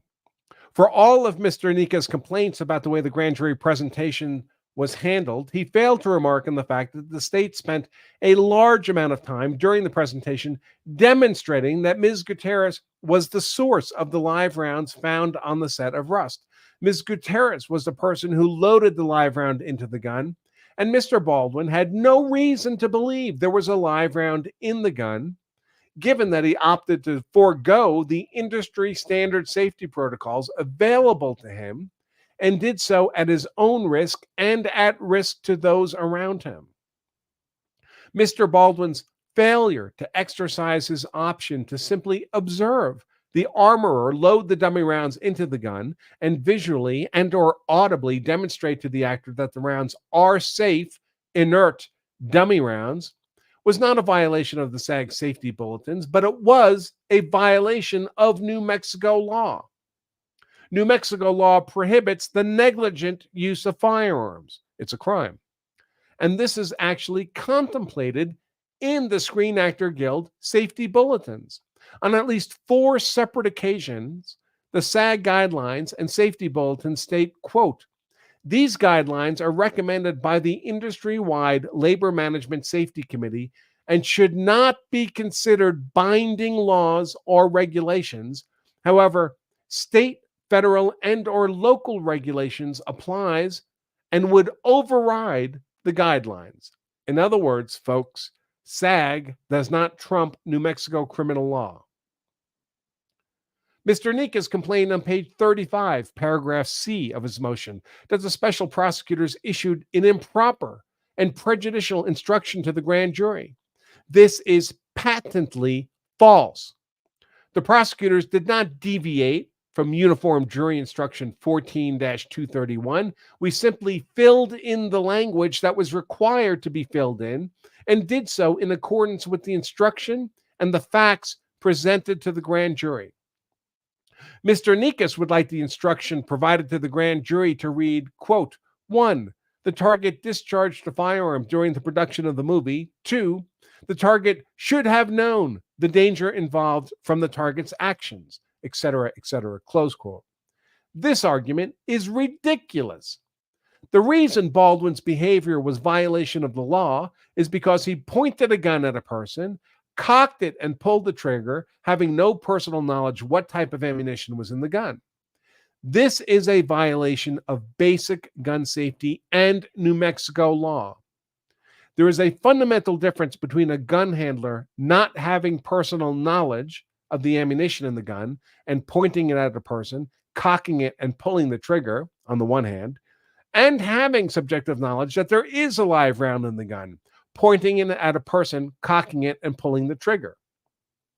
On the other hand, the difference is that the first satisfies the elements of involuntary manslaughter, a 4th-degree felony, and the second is 2nd-degree murder and or depraved mind murder, a 1st-degree felony.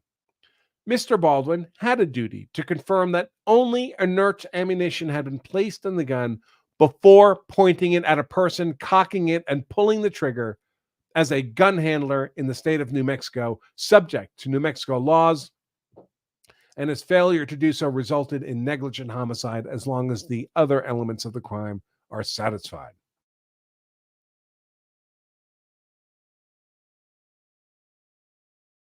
Again, folks, I've covered this repeatedly, but these are the 4 elements Kari Morrissey has to prove to the satisfaction of the jury beyond a reasonable doubt for that rational jury on the law and evidence to return a guilty verdict on felony, involuntary manslaughter, 4th-degree felony, good for 18 months in prison.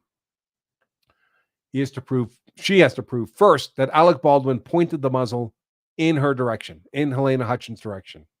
Well, we know he pointed it directly at her because the bullet hit her. Second, he pressed the trigger in the manner designed to fire the weapon, here cocking the hammer and pressing the trigger.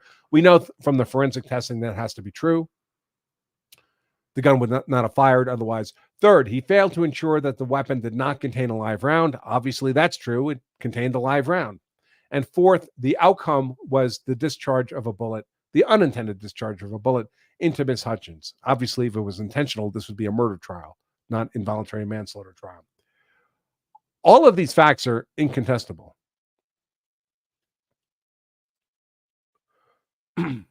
Continuing now, Judge Ellington's January 11th, 2024 order contradicts Baldwin's assertions and arguments to this court.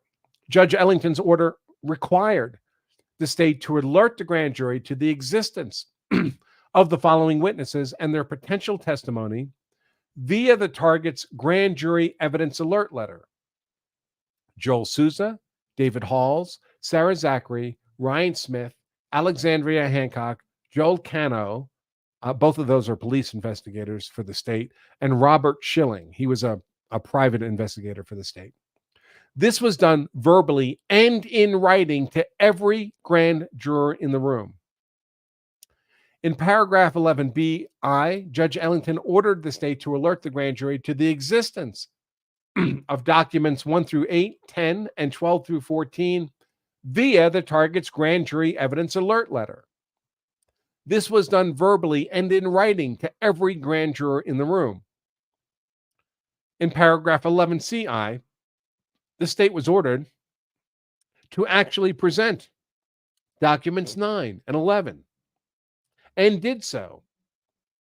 The grand jury did not elect to hear from Baldwin's witnesses, and if they had elected to hear from them, they would have been presented in person, virtually, after seeking and obtaining approval from the court, or via video recorded statements they previously provided to law enforcement and pretrial interviews.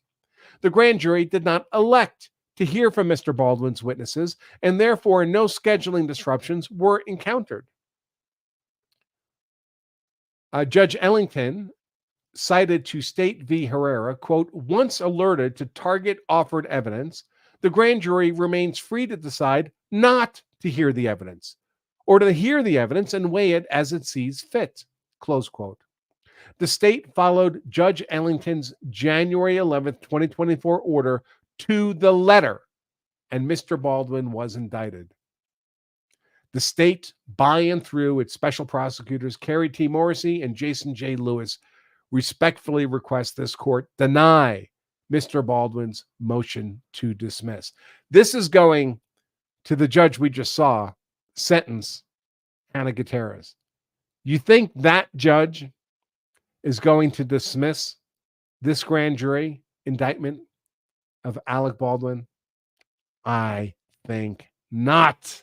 I think not. All right. So I'm going to take a look at Q&A. You know how Q&A works, folks. Law Self-Defense members get their questions and comments addressed for free from the member chat. Anybody can be a Law Self-Defense member. You can join for 99 cents. Gets you a 2-week trial at lawofselfdefense.com/trial. Get all your questions and comments addressed for free. After the 2-week trial, it's still dirt cheap. It's only about 30 cents a day, less than $10 a month to be a Law Self-Defense member. Or if you're on YouTube, you can post questions or comments for me to address, but they need to be a $10 minimum super chat on YouTube. I don't know why anyone would pay $10 on YouTube to ask one question when you could pay less than $10 a month to get all your questions answered, but that's for all of you to decide, I suppose. And again, you can find all my coverage of this Alec Baldwin shooting of Halyna Hutchins. My first blog post was the day after the shooting. So I've been covering this from, I was going to say day one, I guess day two. It's all aggregated at lawofselfdefense.com/Baldwin. All right, let's see what we have. The comments are probably going to be mixed because we took like an hour and a half or something in the middle of today's planned show to cover the Hannah Gutierrez sentencing. If you didn't hear, sentenced to 18 months and violent felon classification. So she'll have to do at least 85% of that time.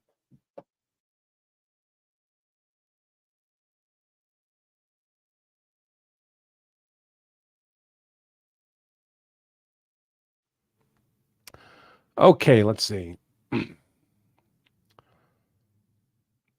Yeah, a lot of these comments occurred during the sentencing before people knew what the end was, and they're predicting what it'll be. Let's see.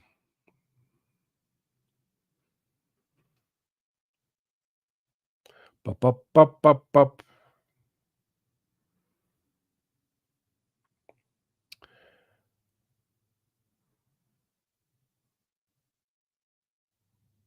Yeah, lots of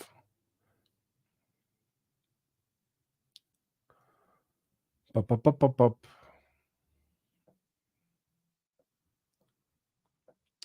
Robert asks, why is a civil attorney allowed to put on a show during sentencing? Shouldn't the prosecutor be introducing the videos? No, this is all for the guilt phase. Sure, for the trial itself, absolutely. Once they're found guilty and you're in the sentencing phase, the door is open to almost anything people want to talk about by anybody.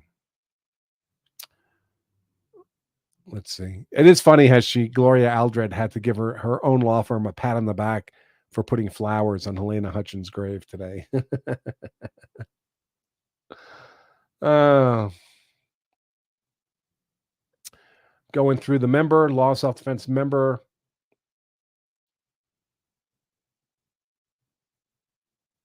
Oh no, did I get demonetized? This show got demonetized for playing that music, that Pink Floyd music. Maybe. I don't think I monetized. Maybe I did monetize today's stream. I can't remember. Should have played money. Oh my God, those jailhouse phone calls must have been absolutely brutal. See how pissed the judge was? No, I hadn't seen them. Obviously, they were pretty bad. Baldwin has the same judge. That same judge. I'm sorry, I'm blanking on her name, but it's the same judge.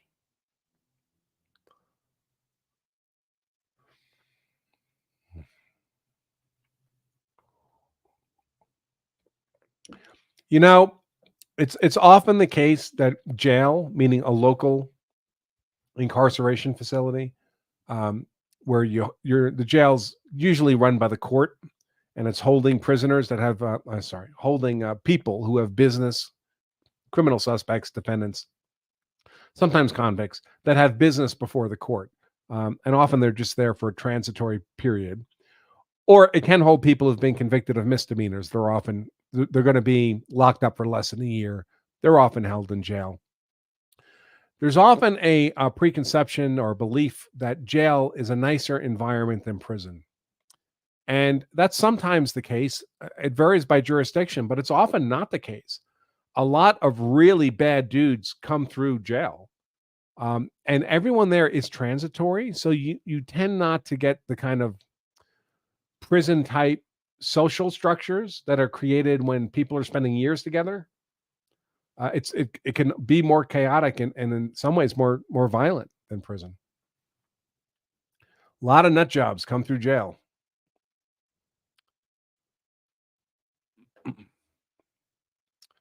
All right, so that's all the member questions. I'll just remind everybody again before I check the super chats that this Saturday, just days away, is our Law Self-Defense Advanced class, Saturday, April 20th. This is our full-day class, teaches you everything you need to know to be hard to convict if you're ever compelled to use force in defense of yourself, your family, your property.